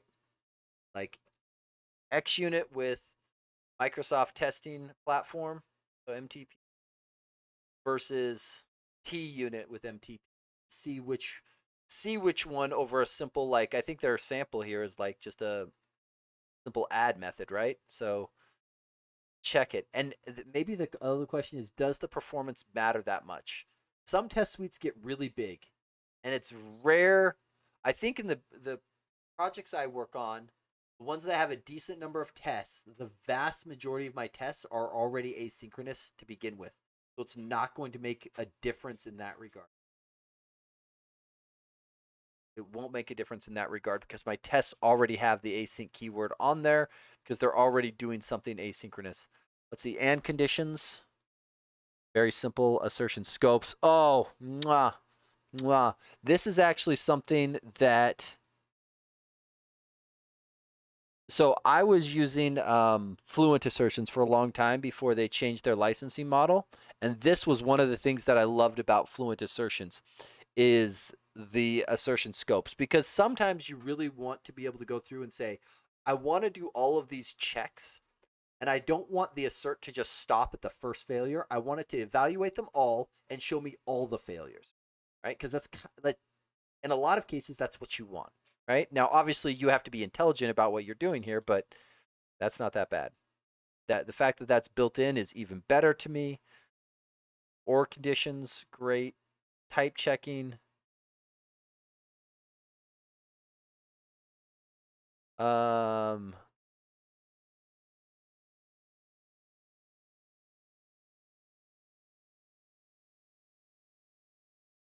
oh, so this is just strongly typed assertions.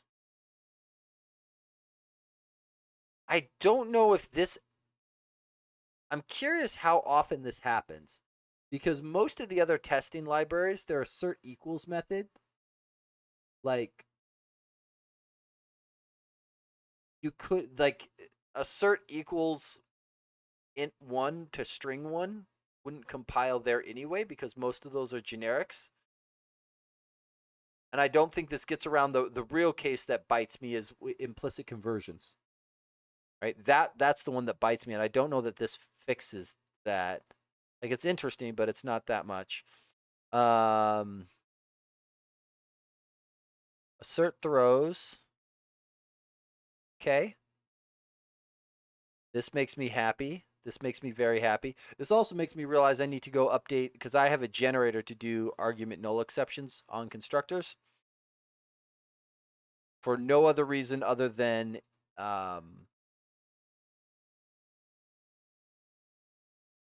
some people require code coverage metrics, and so they are worthless tests to write. But if you are being docked code coverage points because you didn't write them, which I think is dumb, my solution was just source generator my way to victory. So I can't avoid people's rules, but I can make it so that I don't have to type that much.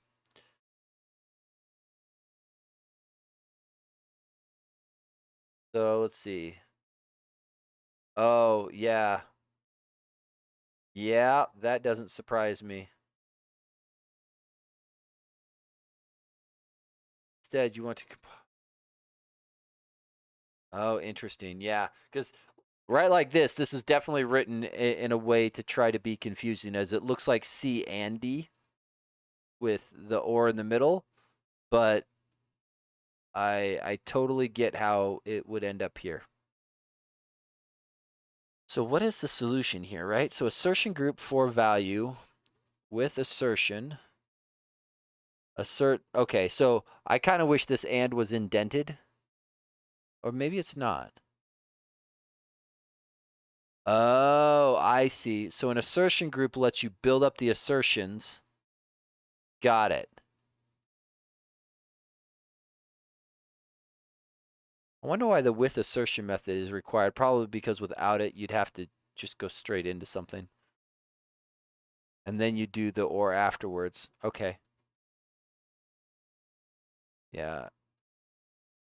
This is one of those situations where I do question if I would use this or if, because this is a lot of typing.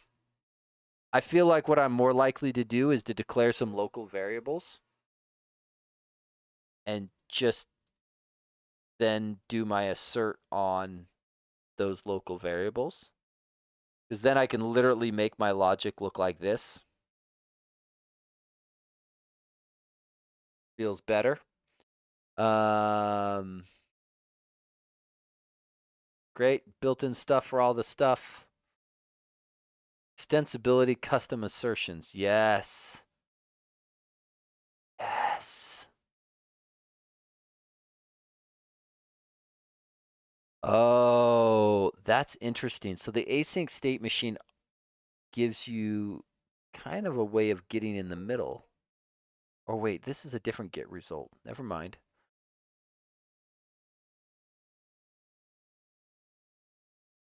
Oh, interesting. Okay. Multiple classes you can inherit from simplified unique. The one thing I don't see in here that I would love if it had was deep object comparison. That's the one thing I don't see here. Let's see. Code coverage metrics. Here, X reports, crash dumps, hang dumps. Great. And I assume these are all the new testing platform stuff. Yeah. Great. That is exactly what we want.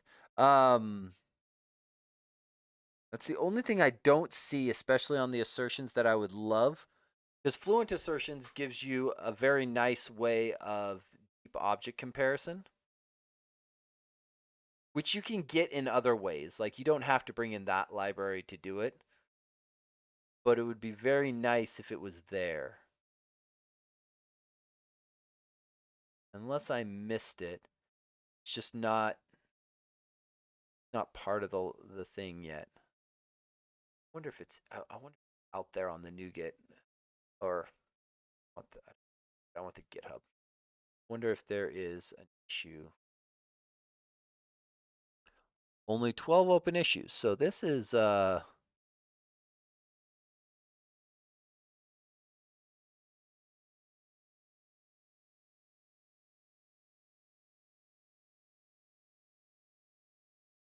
interesting.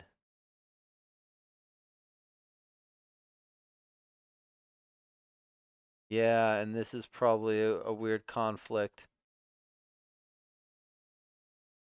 Yeah, but Antron, that previously was my fluent extortions. Yeah.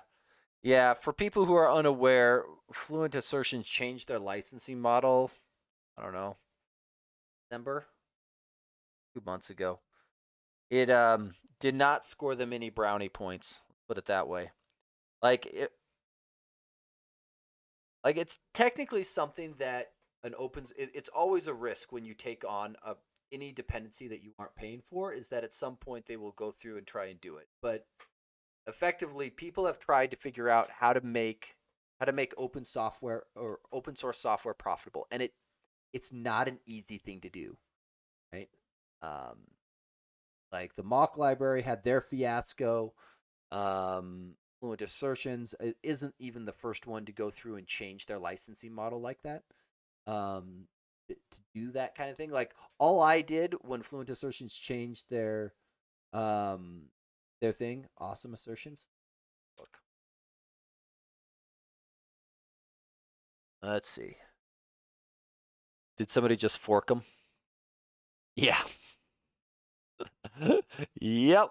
That's pretty much what happens, right? So, yeah, this is a very good summary. It was 7x was licensed under Apache 2.0. Licensing changed to include potential fees for developers, specifically around effectively their license came to if you're using me at a big company and you're making stuff that's worth a lot of money, we expect to be paid. Which it's one of those things. It's like yuck. That's not a a good. It's not a good feeling. And as long as this stays maintained, this might be an easy change to go through and do. Um, yeah, we'll never change the license. And again, it's one of those. It's like that's great, but there is a question of how long. Like, will that ever change? Like, given that they explicitly took a stance that they're never going to change the license, I think it's pretty safe. I think the bigger risk is that somebody stops maintaining it. Like that's the one of the other big risks with open source stuff. Like for our Velopack stuff, I haven't plugged it this hour. Might as well plug it again, right? Like this is an open source project, but we have grand aspirations of actually turning this into something that's mildly profitable. But we aren't going to do it by changing the license on the core library or the SDK or any of that stuff because that's kind of a jerk move. Like what we're doing instead is we're saying, okay, this is an installer updater framework. Great, right? Like that is going to be free, open source, going to be continued to be maintained, updated, all the goodness, right? That like if you are looking for a way to deploy your thick client applications, I would hope that this would be the first thing you look at. Right? That's the intent. Um, but if it's like, hey, I don't want to deal with figuring out how to host the installer once I've built it, right? That's where we're like, hey, we can build a nice SaaS hosting platform. And if you want to host stuff yourself, great, right? The SDK will get you up and going, but For example, distributing. You'll note our distributing docs are a little light. We need to fix this, right? But if you want to build it and you want to say host your stuff out on an S3 bucket somewhere, right? This will work. And as far as Velopack free is concerned, we go great. We gave you a command that will push your stuff up to an S3 bucket. We are hands off. That S3 bucket is your domain, your problem to deal with. That is not ours, right? We are the local tool and SDK. We will get you going. But once you push it, like dealing with that infrastructure is your problem. But for people who want kind of an all-encompassing solution, that's what we're looking to build things out for. That way, it's like, hey, if you want extra stuff, right? And there's a handful of features that we can offer on our hosting solution because when you're the backend server, you can do more, right? Like I can build stuff that runs on my backend that won't exist on your S3 bucket, right? And that's where we see the value add and where we can charge for.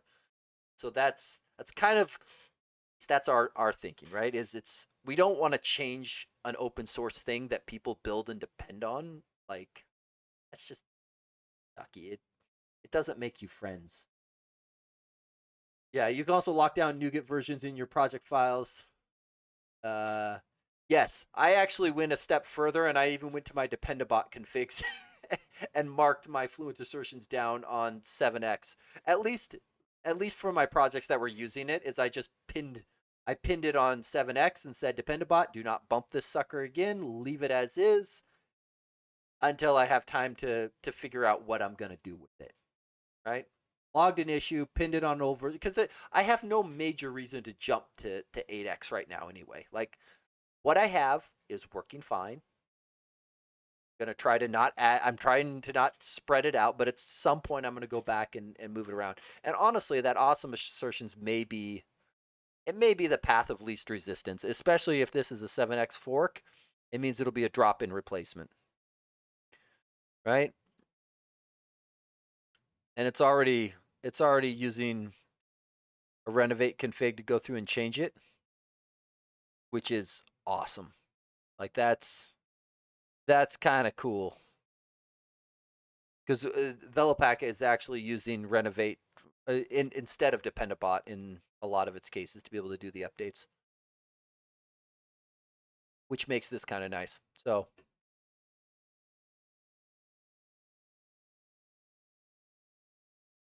sweet.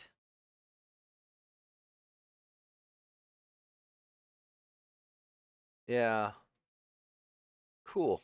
I like this. Thank you. That's another repo that needs a star.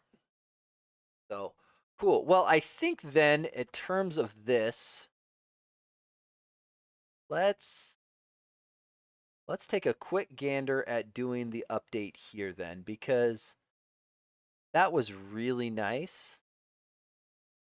I kind of think I kind of think I love it. Kind of think I love it.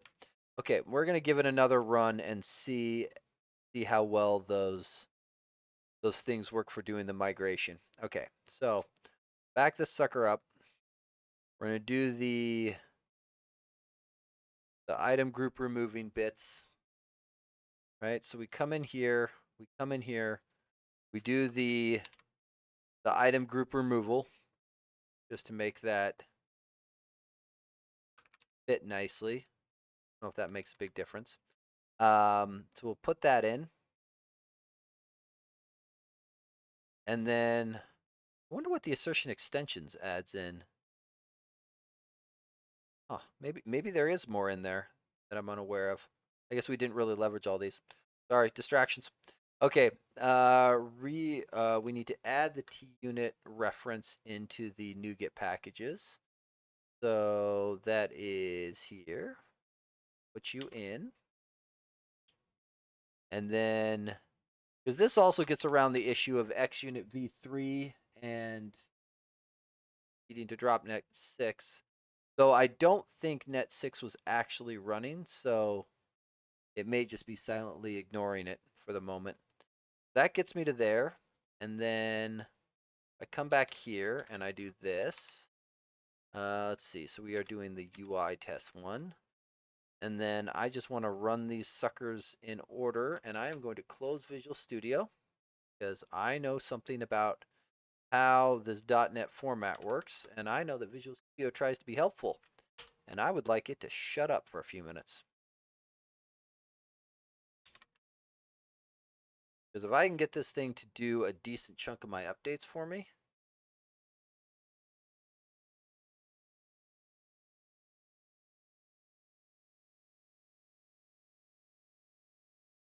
it's real thinking hard. I'm wondering if it's going to get confused because of my XAML test framework. Very possible. Very possible, because my XAML test framework does some wacky stuff. But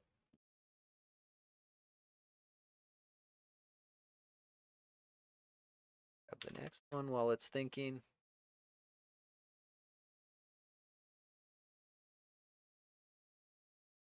This does look so nice. So absolutely nice.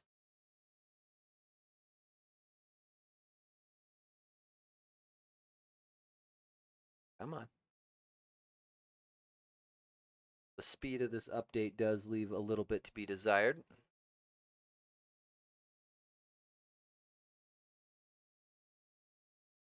Come on. Go, go, go, go, go. Thinking, thinking, thinking. Grab the next one. Boom, boom, boom. And if this is all it takes to migrate XUnit, sorry, XUnit, you may be getting replaced. Okay, so let's go back in. Oop, that's the wrong solution.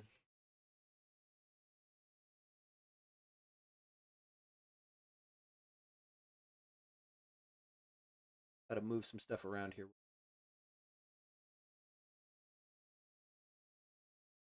There we go. Okay. So back to here. Now we remove this. We remove XUnit. We remove the XUnit include. And then we compile. We chase the compile errors, whatever's left. I'm guessing it just revved a whole bunch of stuff for me. Touched a lot of files. I mean, it did a lot of find replaces for. I do not understand why it seems to get so confused and not like. Does it only ever do the first two in a file?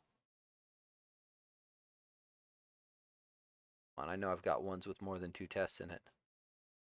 Yeah, it's like it only does 2 and then stops.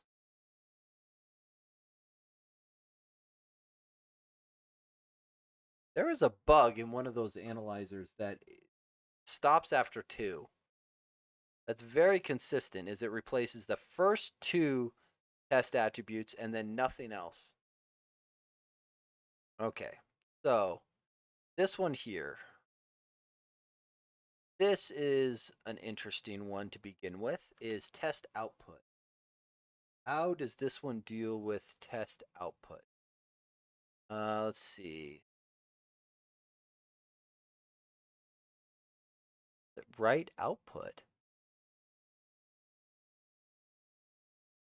Injectable. I guess I'm actually not seeing retry and timeout. Test configuration. Test context.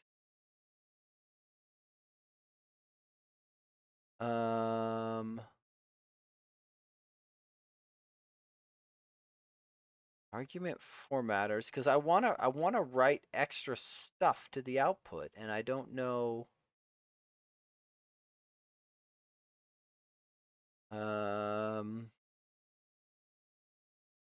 Context. Nothing in here. These are the attribute differences. That's fine. I wonder why.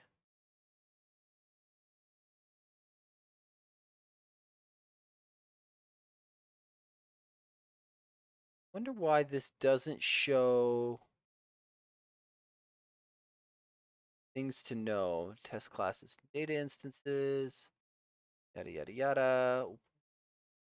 This is an interesting thing to run into right out the gate that I hadn't considered is where the heck do I write? Okay, let's, if it's gonna be anywhere, it's gonna be here. Okay. Going to be buried underneath this test context, I would imagine. So if you exist, do you have, and actually I should verify which one I'm hitting, right? What is the namespace here? Show me your stuff. Unit core. Yeah. And then do you have anything related to outputs? Test details, maybe? Test details get me. What does test details get me? Test name, class, test line, method, timeout. It's all read level stuff. I want to write something. Print members. This is a record.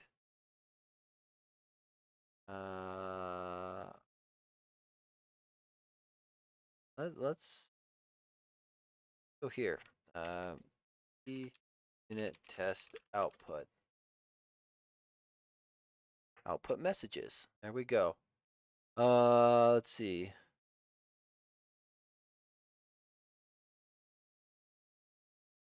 If you are executing, console output should display normally. In each test result window, if you want to dynamically retrieve, yeah.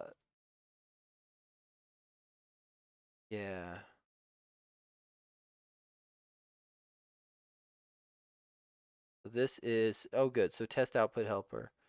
Logger equals for logger that writes to the console.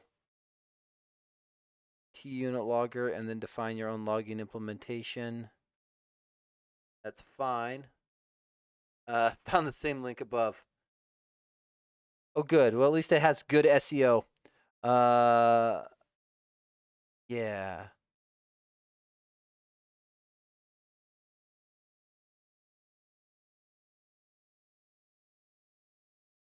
Caches. So check your test context after. So by just, I'm worried about doing console write line for things though. I would much prefer to write this in directly, because I've done something very similar to what it sounds like they've done, where they've wrapped the xUnit um,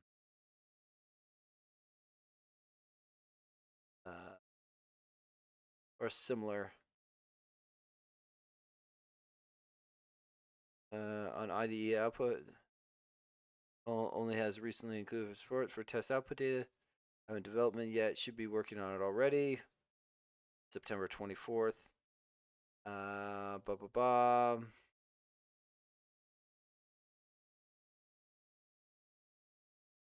Test context current output writer.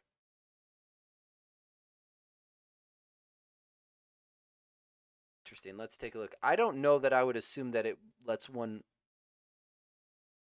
bleed into the other, because test.current, I would expect, gets you into the current one output writer.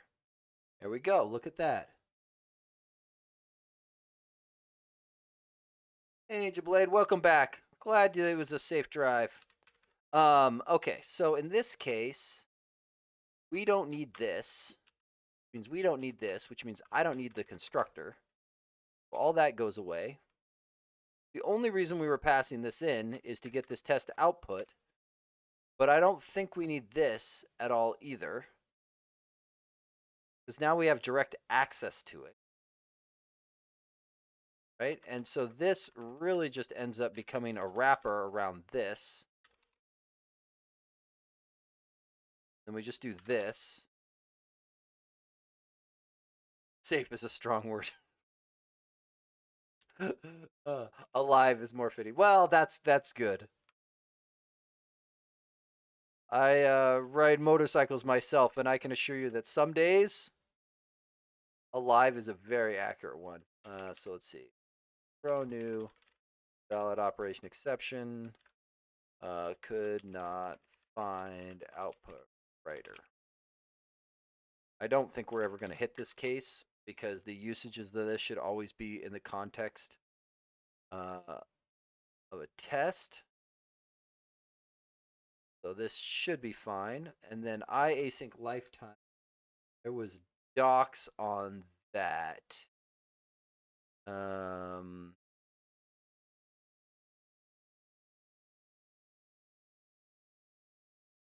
I built this card, and to this day I still haven't opened it all the way up. Oh man.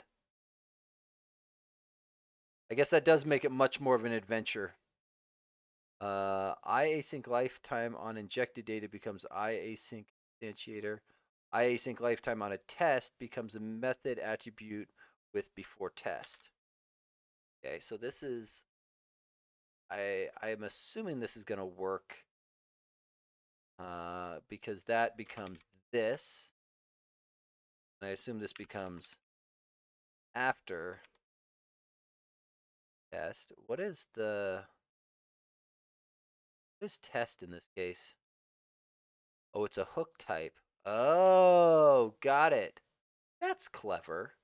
Oh. Shoot, I actually want this to be class, not test. Oh, this. Okay. Oh, okay. We're think cars police car outside quad turbo or GT side. Okay.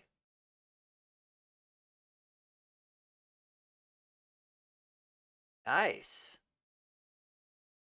I'm seeing a major sleeper. What are you? Method must be static. Oh, do I? Oh, I do have to do this before test, don't I?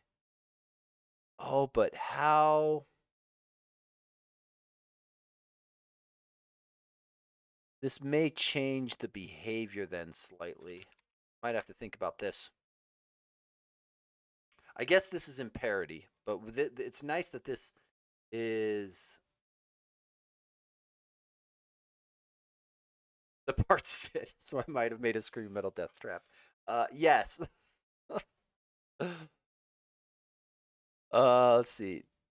And then this is where we want to disable parallelization. So this is what we saw up above for parallel limiter. Yep. So we want one of these. I want one of these. And we want to just dial this sucker all the way down to, let's see, file, single parallel limit 1, right? And then we want to grab, I want to assembly level this beast, right? And then we want this to be no parallel all the time. Okay, so that gets me down to there. Okay, and then inline data, I believe that was also in the migration doc, if I remember.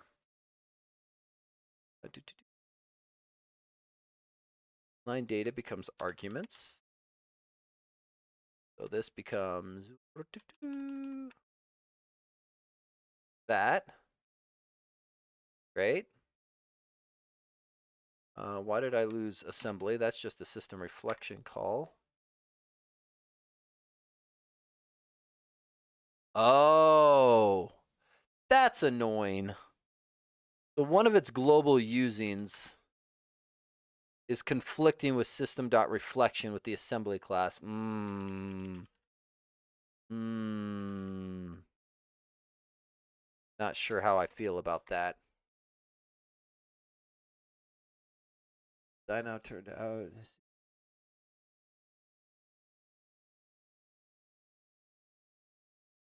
Nice. Assert that. And I guess this is also where we end up awaiting, right? Assert that window get visible is true. Right? So in that regard, I guess that is clean. And we don't need this anymore. All right. Next, let's see here. I think what we can do is just this, right? Replace in files, matching current project, replace all. Right? Just oh, there were only 2 of them. That goes away. That goes away. That goes away. Just nuke all of that, clean that up, and then assert true is going to be assert that is true. Is true. And we're going to await both of them after the erases. So wait that true, true. Wait, assert that bananas. Oh, I think you do these slightly backwards then. Assert that suggestion box is equal to, because yeah, so generally assertions you write expected actual. In this case, it's actual expected. Okay. I guess I can get on board with that. That is true.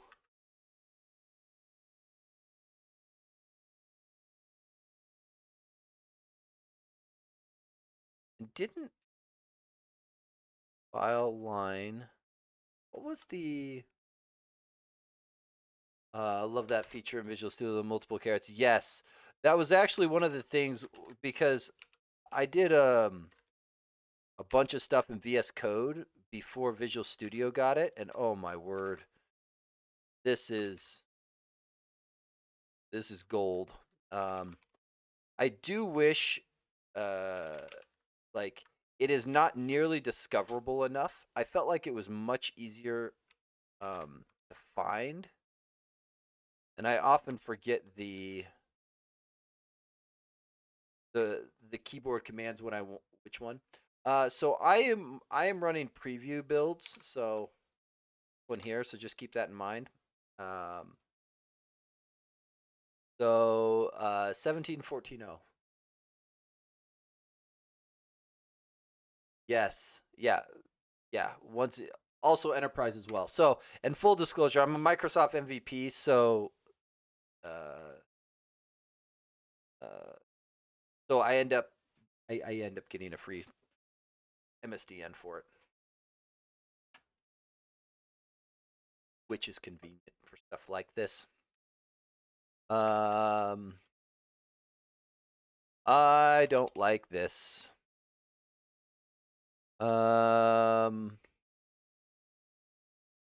Is true.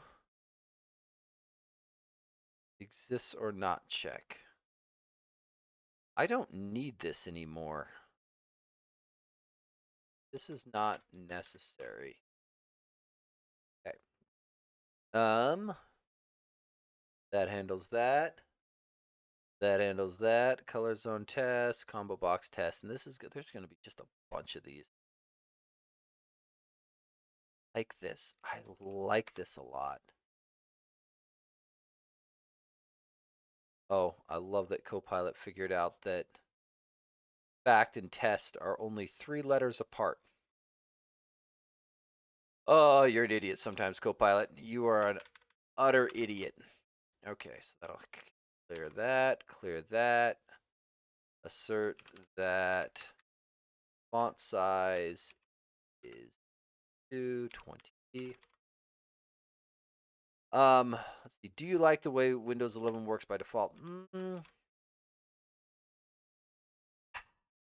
I I personally am one of those people who would prefer the start button back over in the corner. Like, I get it, it's fine. I've adapted, but like I end up changing a lot of things. Like, um, you can't tell because my OBS crops my taskbar off the bottom, but I have everything scrunched down because I don't like the big search bar or any of that stuff. Um, I collapse out a lot of my similar because I have a lot of things open. I'm one of those people who often will have too many browser tabs open, and that lack of organization extends to my taskbar as well. Windhawk mods, familiar with that one? There's been a couple I've tried that have like the classic look and they aren't bad. It just Windhawk stuff. Um. Oh yeah, I think I have seen these ones before. Um. Yeah. I think I've looked at these a handful of times as well to be able to play with them. Um. I have not done it on this machine on this run. Like I habitually format my machines about once a year, so I always go back to a clean state because I do tend to try stuff, and it feels like spring cleaning to me. To just people are like, why do you format your machine? You don't need to do that. I'm like, it feels cleaner. I don't have to like. I collect stuff. It's messy. It's kind of nice to be able to burn the house to the ground and build a new house. Right? Like it is annoying for about a weekend while I run all my WinGet scripts and whatnot and get everything reinstalled, and then find all the things that I inevitably didn't have backed up and have to go and recreate. That's always a fun adventure. But it also has forced me to make sure that anything of value I have in one of my backup locations. Like if I care about it, it goes in the backup spots. That way it's backed up appropriately. Yeah, like it's okay. Uh, yeah, I guess. That's not a ringing endorsement, is it? Um, okay, that gets me to there. Wait, search that selected index. I don't know why I did it like that. Is that selected index is greater. What?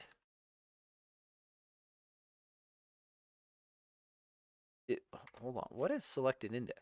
Oh, this is interesting because it's a nullable int. I don't have the greater than extension method. That's interesting. See, I use Arch on everything except I dual boot on my workstation. Arch Linux and Windows 11 Pro, and ended up making my Windows 11 look like my KDE Plasma environment. My own Windhawk script. Start menu file browser. Oh, that's an interesting idea. Does the Windhawk stuff sync, or are you just synchronizing that yourself?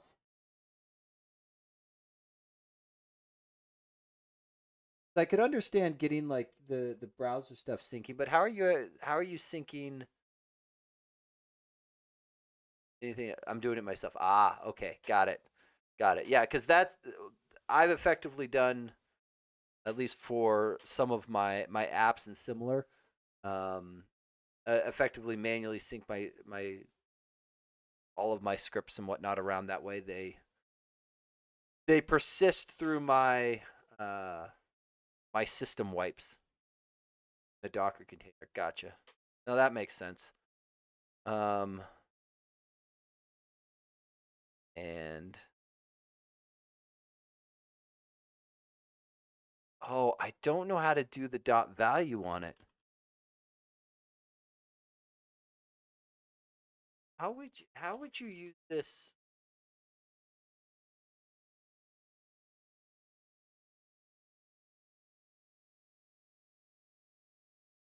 See, and then I feel like what I do is then this, right? Is greater than, right? Like I feel like that's what I'm going for. I feel like I should be able to combine these, and I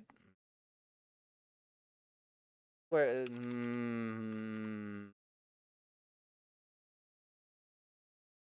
Not sure how I feel about this combo box test. I want to make sure I didn't botch that. 73. Let's see here. Combo box tests greater than 0. Okay. Thought that's what I had. Thought that's what I had written down. I'm now on the fence. I like the way this reads. Like I realize it's slightly more verbose, but it doesn't feel that bad. And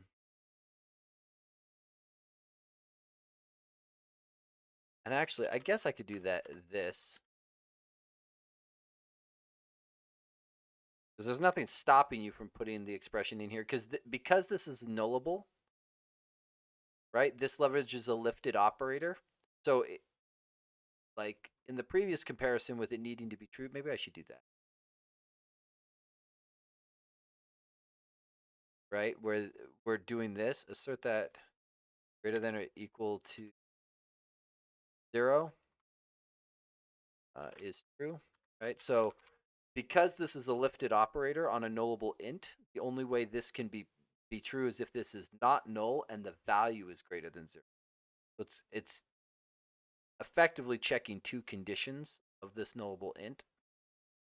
One shot. Third, that context menu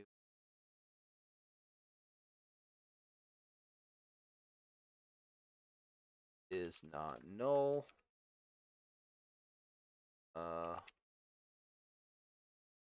Because I think this is where you can put this message in, right? I think is what I saw when I was reading it. Why the assertion is needed. Phrase does not start with the word because it is prepended automatically. There's no content. Okay, I think that works. That menu item is not null because oh no. Help me there. That there. That true because it's going to take a little while to actually update. But I think I'm going to like the end result. I think I am going to like the end result. That false because end result is going to feel nice. Oh, hang on, I can't. Oh, no, those are both true. Make sure I wasn't messing something up. And here, remember the stroke to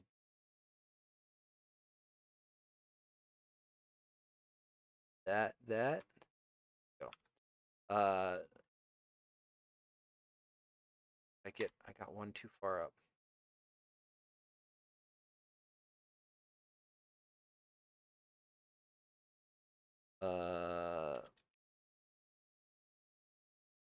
True because boom.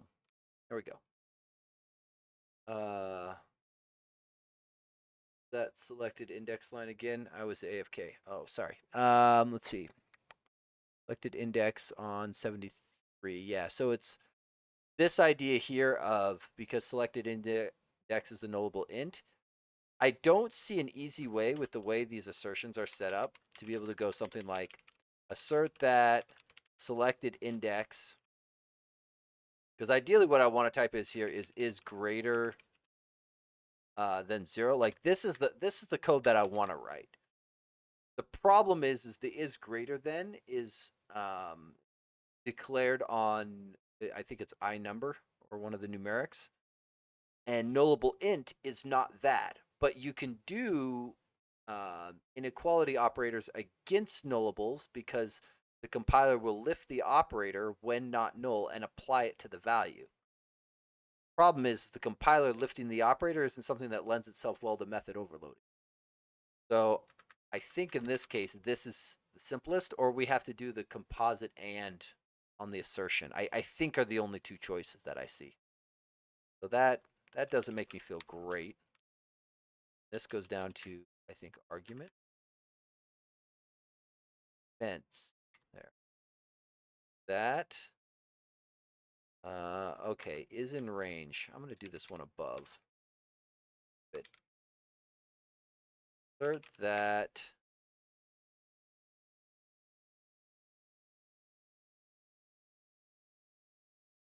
Yeah, and so the problem I ran into with doing that approach is when you do it, which again would be great, right? Is if I could do assert is not null, and the problem is because this is strongly typed all the way through. After this and, I'm still acting on a nullable int, not an int. Like, and that's kind of what I really want is the ability to have an overload that goes through. I may end up actually writing an extension method against this that does the is greater than on the nullable type. It feels like something I might want to end up building. Heck, it might be something I end up just pull requesting back into the library. I might have to see what the signature ends up looking, because that feels like something that I want to be able to do. Is to have that sort of situation and have it work. Let's see. So assert that is between. Oh, look at that! Look at that lower bound. Oh, wait, hold on. What is this saying? Because this is in range. Oh, so this isn't is between. It's is close to is effectively what I would equate it to. Is there an is close to? Negative is not between, is greater than or equal, is not positive. 0 satisfies. So this isn't necessarily the Microsoft one. So this one here is TUnit that I was playing around with.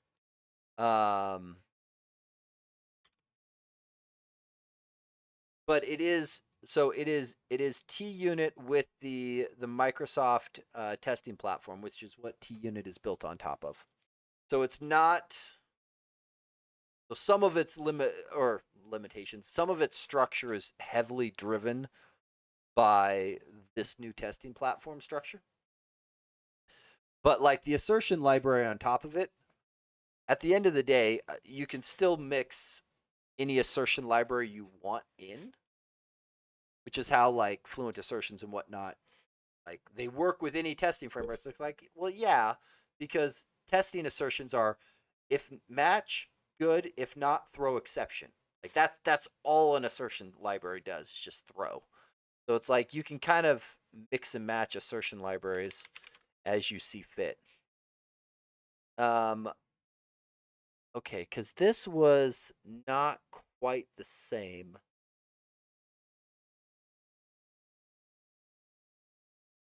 Because this is really looking for something that's plus or minus 0 according to the tolerance. What did I do this up here?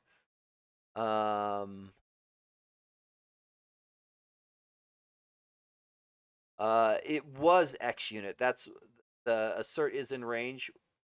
This was using xUnit v2/v3 because we upgraded to v3 earlier. So in this case, I actually can do is between, because I can do minus tolerance as the lower bound, because it's just 0 and tolerance is the upper bound. So in this case, is between works. It's not going to work when 0 isn't my first parameter. But for now, this will be just fine. I can get away with this kind of garbage. Yeah, this case,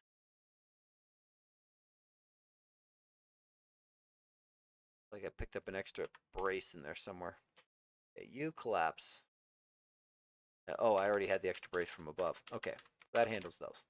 That handles those. Great, great, great, great, great, great, great, great. And this becomes arguments.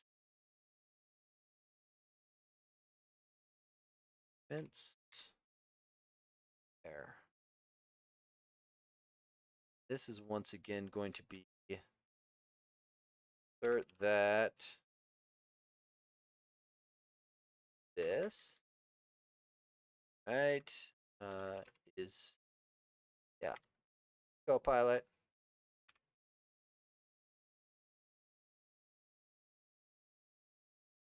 Let's see, content host, air view, minus tolerance. Copilot, you are a freaking show off some days.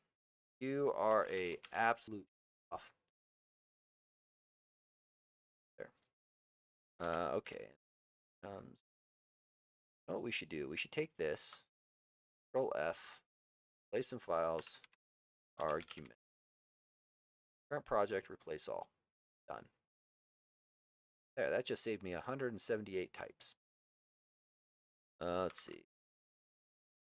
And actually, do that too. Let's do this. Everywhere where there's a cert, we're going to wait space cert dot all. There we go. 508 of them. You know what? Oh, I just I didn't think that one all the way through. Not think that one all the way through. There. There we go. Much better. And actually, we could change this into.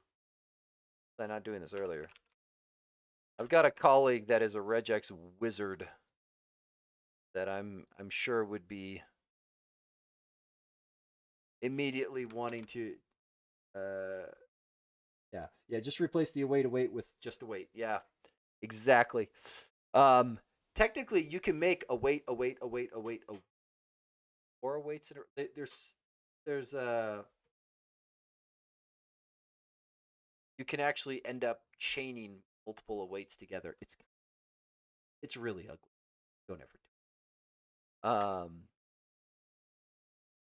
do it. Assert that this is equal to go setup assert that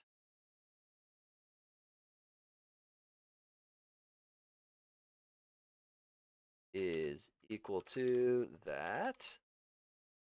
Boppy booyah. Done. There is one more class down. This will probably end up taking me a little while to upgrade all of them. I'm trying to decide how long until my caffeine gives out and I need to go sleep. But I think, oh,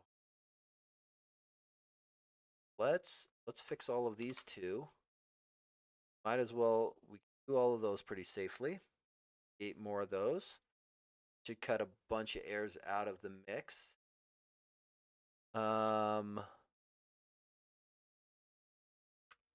Cut all of those ones out. Thought we already did this. Oh, I think we did it on the last one. Replace all these with empty.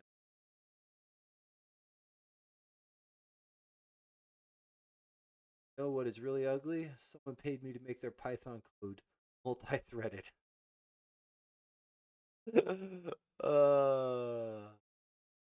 Yes.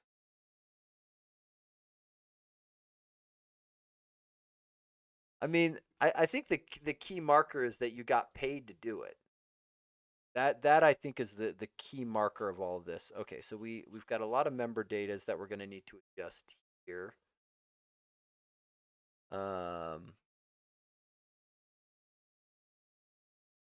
Yes, Copilot, that's exactly what I wanted. Yeah, yeah, yeah, yeah. Okay, Copilot, I'm a little impressed. Keep going. Yep. Yep. A C# dev primarily. That's pretty good, honestly. Like, depending on how long the lazy one at that. No. See, I firmly believe that laziness is actually the mark of a good dev, because oftentimes the lazy devs are the ones that spend the time looking for those solutions that like automate their lives and make everybody on the team happier, right? It's like, I don't want to do that. Let's find some easier way to make that happen, right? So laziness is not always a bad thing. Taken to the extreme, it could be, but an appropriate amount of laziness is actually good. That one we already did. Start at the top. Go down through. I once made a UI in WinForms in VB by accident. Just wrote the code in VB rather than remaking the UI in C#. I actually, my very first forte into programming was uh, actually doing VB.net with WinForms. It's what got me actually excited about coding. So it's not that bad. It's not great, but it's not that bad. Man, Copilot's ability to do that is shockingly good. Just burn down the constructor. You Copilot, I'm glad you figured out how to do that replacement for me. Still do WinForms. Yeah. Like WinForms is actually bigger in terms of, well, I think in almost every metric WinForms is bigger than WPF. Um like WinForms got to the market early. They had a reasonable product that didn't suck and just not kind of knocked it out of the park. Uh Society dog, I like that. Yeah. A lazy person does stuff to make life easier, to be able to relax more and have more time for themselves. A person that just lives in a mess is a slob, right? Yes. I like that definition. That one works. That is what I would classify as an appropriate amount of lazy. There's definitely too lazy. That is a thing. Absolutely. Oh, what? Copilot, you forgot how to do it? All right, thanks for the follow. I appreciate it. Let's see. Let's see. Actually,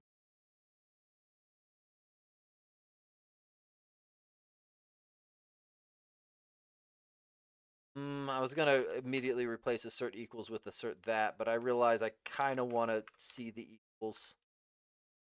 Um, Part of me is seriously tempted to go a little regexing of this, but I'm also realizing it's like it's probably not that bad. Probably not that bad. Like,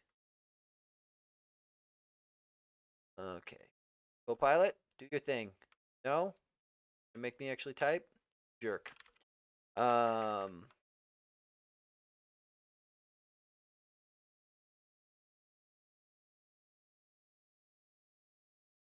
okay, and then exactly is this doing? So it's asserting is null or empty, but isn't there already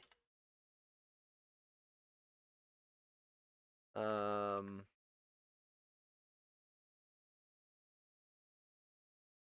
uh null or empty? Yeah, there's already a helper for that, so I don't need to do that garbage. Uh, about 70% doesn't have a UI. It's just a tool, like my personal compression algorithm app. Then another 20% comes with the UI and WinForms. 2% uses WPF, and then the rest is not C#. Honestly, I'm a little jealous that you get to do that much kind of front endy bits, right? I guess that's probably true for a lot of people. Like a lot of back end stuff, there's not gonna be any sort of UI or anything to build on top of. So, like everybody asks, when will WPF die? And I still think that like thick clients. Oh, sorry. Um,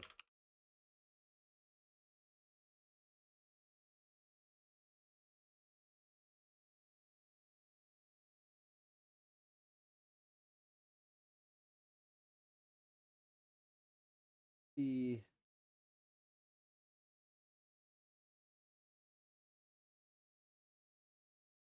boom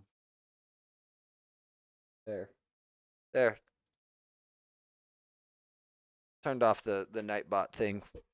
I got a warning. I know it's I have Nightbot on, but like I question how much it's useful. I am not a big enough streamer to get a lot of, I don't know, annoying people. One of the perks of being smaller, I guess. Uh, no, no. Uh, you have a dev, you don't have your own bot. I have enough projects. I have a long list of things that I want to build, and yes, I do like. There are a number of things that I want to do. Um, yeah, I actually bought the export of my Twitch streams into YouTube because I am way too lazy to do that crap. Um, like it pulls down the Twitch stream. It does FFmpeg stuff to look for the start and end, and then it trims it down because I've got like the countdown timer and whatnot at the beginning of the stream. It's like I don't want to post that kind of stuff, so it does a little magical trimming and then sends it up from YouTube. Once it gets up to YouTube, it pulls down the subtitle track, converts the subtitle track into Markdown with hyperlinks so that I have a searchable document.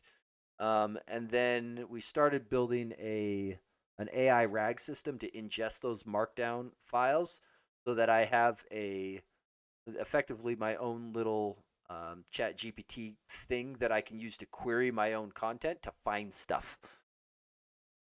So yes, I am lazy, but I have to prioritize which things I apply my laziness to. Uh oh no. Right, that is tiny.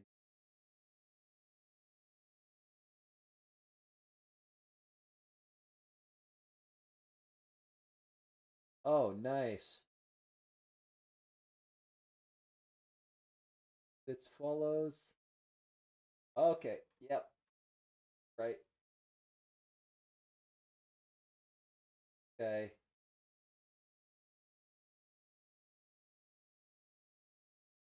Bugger. Nice. You even got a YouTube one on there too. Well, yep. I'm starring that. Apparently, I am your first star, so I'm going to feel rather pleasant about that. Yeah, I'll take a look at this. This looks awesome. Yeah, easy Docker compose. Got to specify a couple environment variables and off to the races. Nice.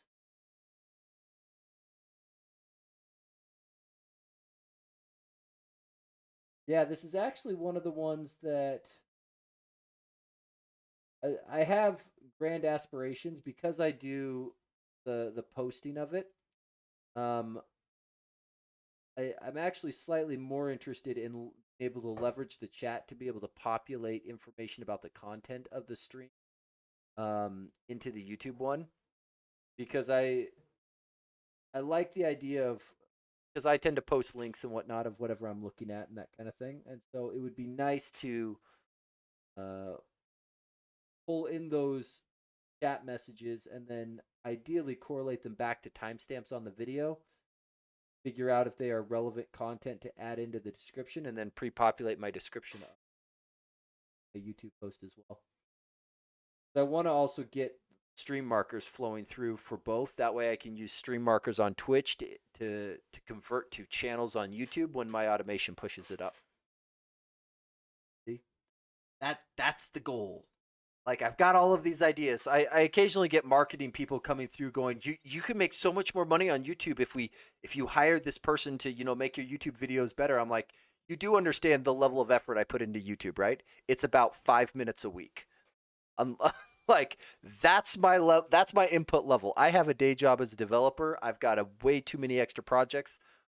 The Velopack.io, link below, um, is a I'm a founder in the company that a bunch of my time goes into. I'm like, I don't have time for that.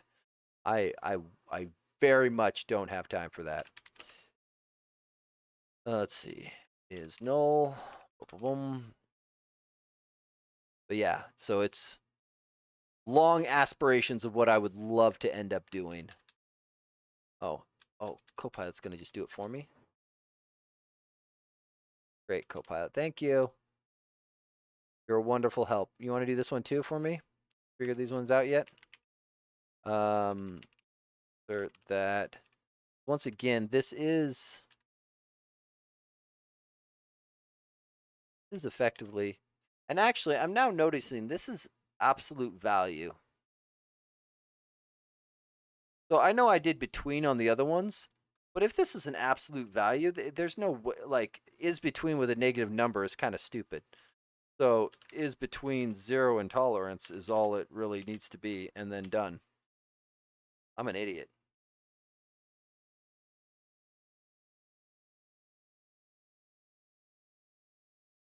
Uh,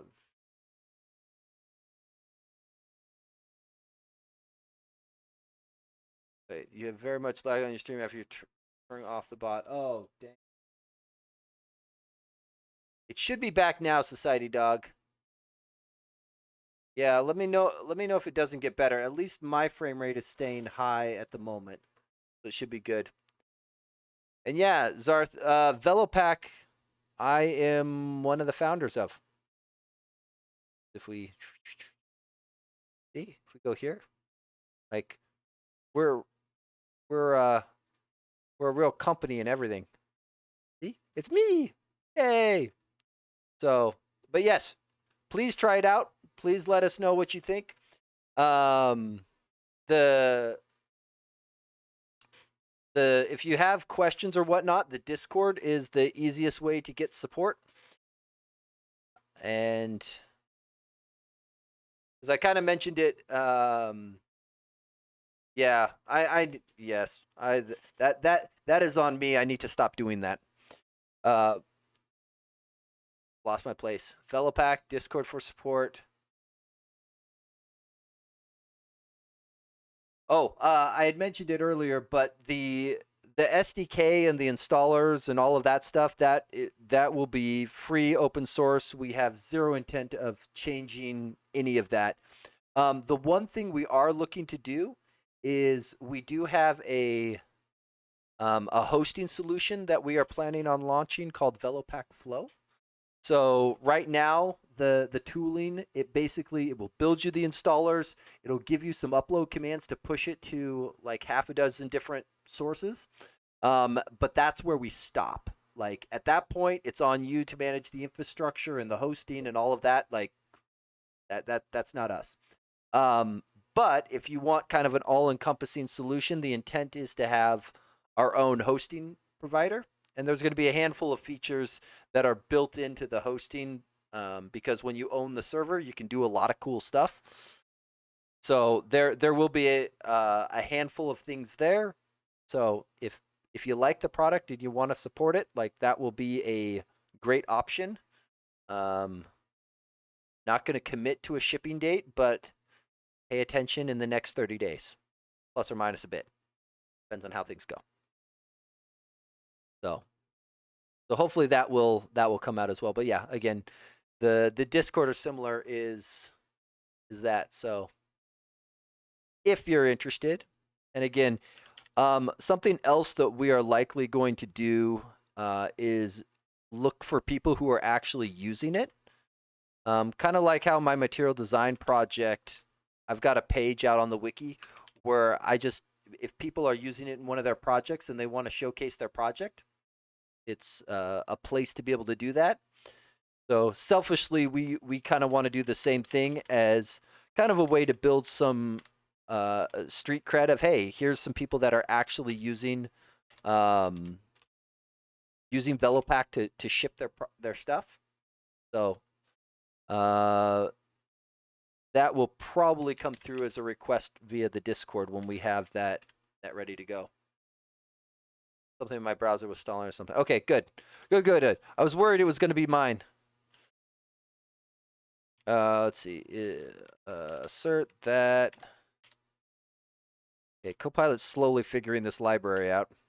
Go ahead, Copilot. Impress me. Really? You want me to help you? Assert that. You need me to do any more? See, that's not right. That's not what we're going for.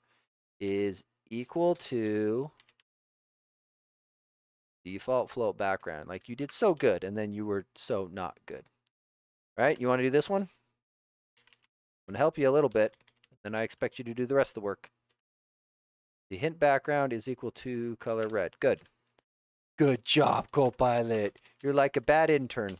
Okay, try again. Let me help you again.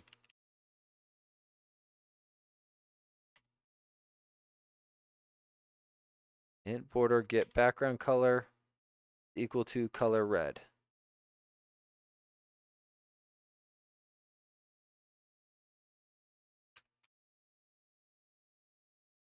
Got it.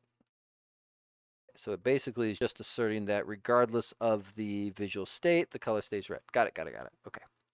Okay. You want to do this one? Let's see. Good. How about this one? Good. So helpful, Copilot. You're so helpful.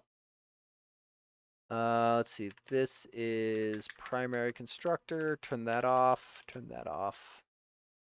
That just works.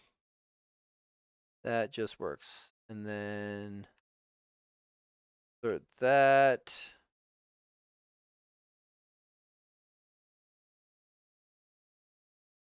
Do is equal to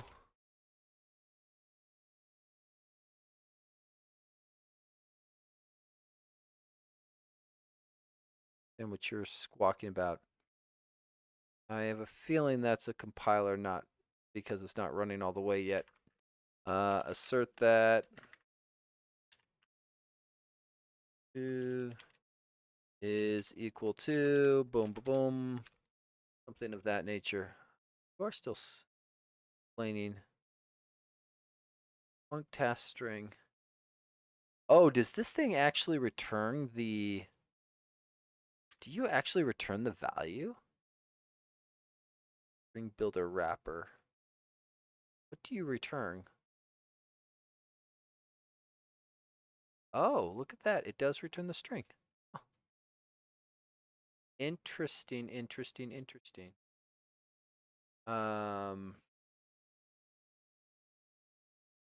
We'll deal with the nullability warnings later.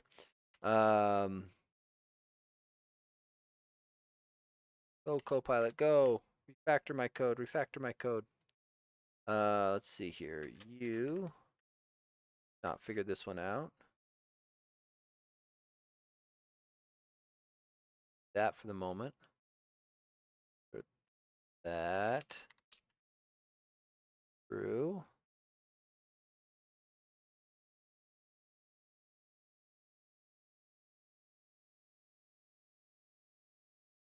By both the background cards. Let's see. Assert that is not null.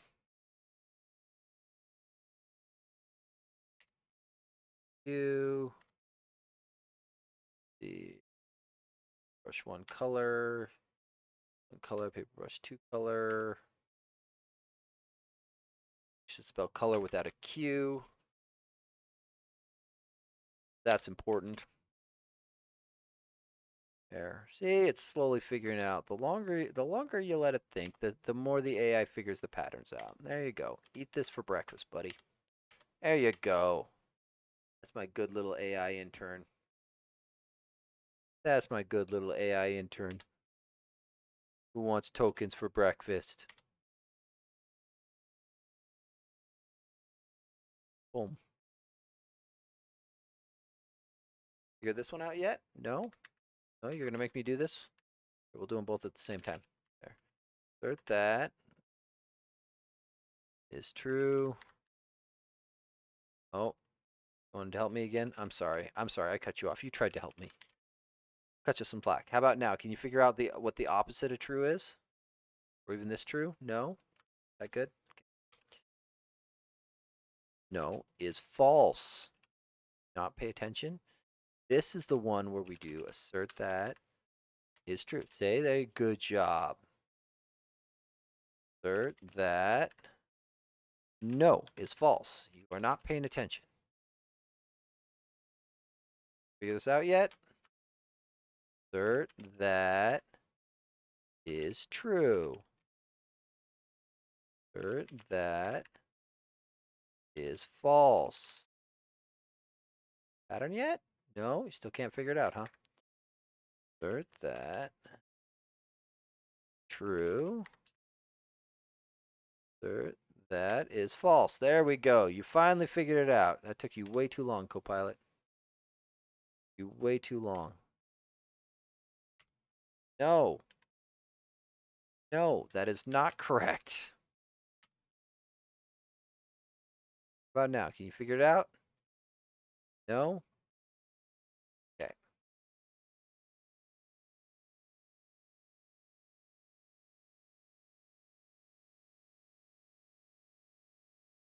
Let's see. Which tool are you using for testing? Oh, good. Good question. I hate sleeping. So it is. So two key things to note. Uh, that is the underlying one, but TUnit is the new library that I am playing with as a testing library. But it is built on the Microsoft testing platform, which is that MTP blog link there. Let's see. Currently working on a Discord bot. People can install in Docker. Technically run in Vulkan, but prefers Rakuda will transcribe text from each user in the call individually. It uses deep speech and Discord audio syncs. I'm thinking it'd be useful for streamers doing podcasts. Oh, that is very, very interesting. Yeah. So specifically, like selfishly, I would want something like that to be able to oh, second link 404s. Oh, yeah. That's probably because I grab you a better one. This is there's the link we actually want. Selfishly, that kind of bot sounds good to me only because being able to transcribe with the separate speakers opens up a very interesting options for some of the automation that I want to do on my stream here because I will often bring in colleagues or friends who are interested in working on a project or similar, and we'll just powwow on it on something and work on it together, which works great because then it's not a stream of me just yakking for a while. It's actually going back and forth, and there's someone to riff on and that kind of thing. But it does make because right now all I do is grab the YouTube subtitle generation, which throw speaker out the window. You don't get that kind of data, and so it makes it much more difficult. So having something of that nature would be useful. Honestly, it's something that I would even find usefulness in, even if it wasn't live and it was just feeding in the recording or similar. That x is equal to 1. I will say if you the question too about what am I using for testing, there is this bit of test up here that is definitely not normal. But that is using this library that is effectively mine. It is a UI testing library, and it was built specifically to test the UI components of this material design library. So it's not really a general purpose UI testing library. it's very much built for testing WPF theme libraries, which is like there's not a lot of those. So it's a very niche thing. Um, just have to log timestamps and the user speaking, and that would give you free subtitles. Yeah, and honestly, at one point in time, I ran my own subtitles on the stream, but I was powering that with uh, shoot, it's the Azure Cognitive Service speech to text thing, which works great, but it's definitely not free. Definitely not free.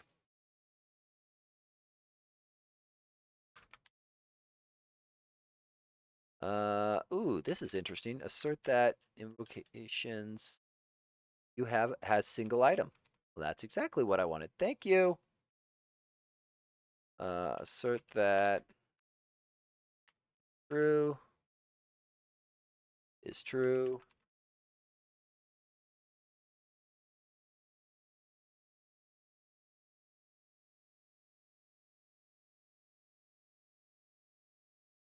Um, I assume a deep speech. It's this guy that you're referencing, right?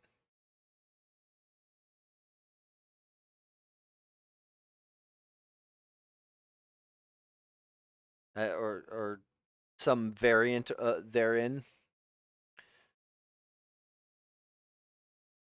Because I've used variations on similar things in the past, and uh, I have grand aspirations of more AI related stuff because it's not terribly difficult to implement anymore. Looking to make subtitles for Twitch stream using whispers for my chatbot. Ah, yeah.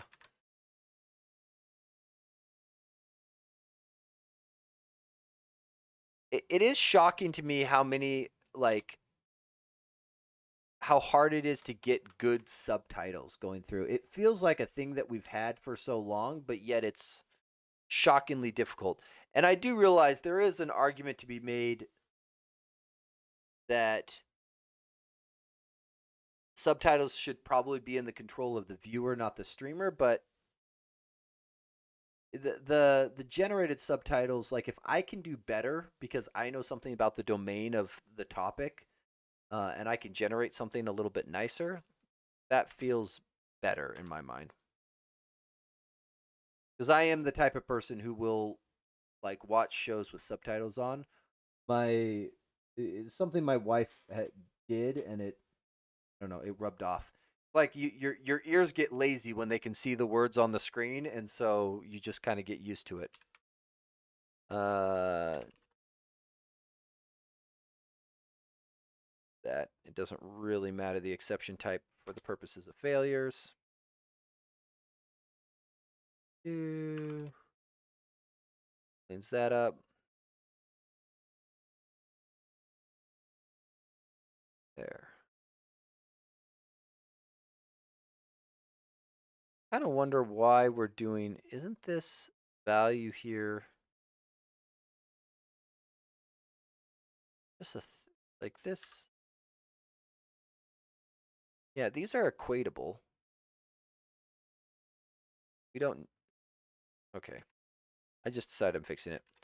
Assert that um, corner radius is equal to there. That is much cleaner than doing individual asserts. Like you can check them all, but unless you have a reason for excluding something, uh, yeah, so you can just device style. And I have to say that because I have one of those devices sitting within earshot of me. Uh, not one stream you can filter out noise. Good what and verify they can with. Oh, see that sounds very cool. That sounds very cool. You post that up on GitHub. Absolutely send me a link, please.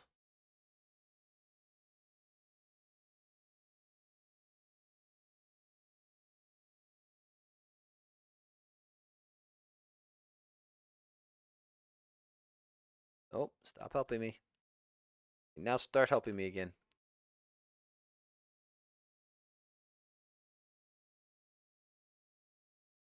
Is equal to. Oh, is it in that same repo that I started a minute ago, or is it somewhere? I'm constantly. Ah, good news. It only shows that you have 13 public repos, so I'm guessing it won't take me that long to find it. It's my learning experience with Python. That is good. That is actually something that I have been. Uh, yes.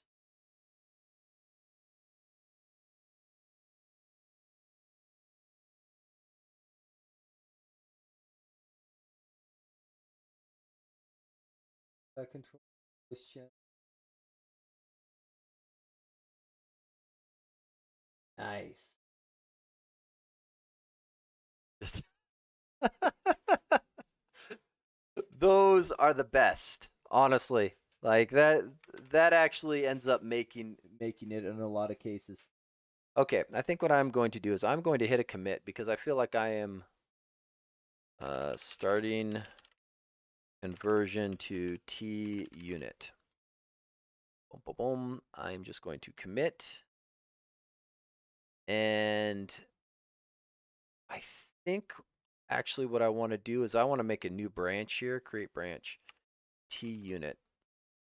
And then I think I want to reset my other one back one because I think I want to merge the testing upgrade stuff first and then the TUnit stuff. I think is how this is going to play out. Because the other one in theory I could just suppress the warnings from xUnit and then push it. Right? Is let's see. The way the music bot works is kind of borked. It's expected to be forked because of how the Docker. Oh, okay, cool. Yeah, no problem there. Bot token, run the bot using Docker Compose. Uh,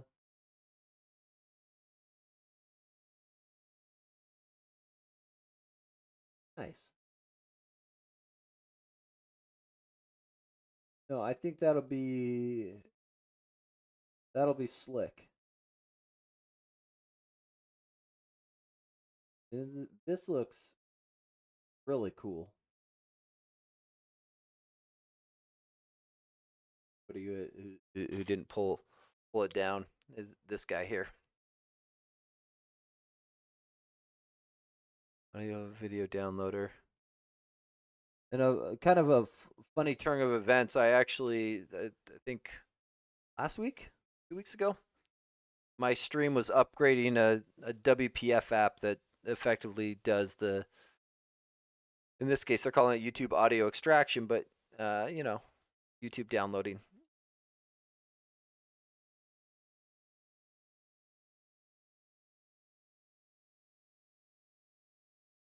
Nice.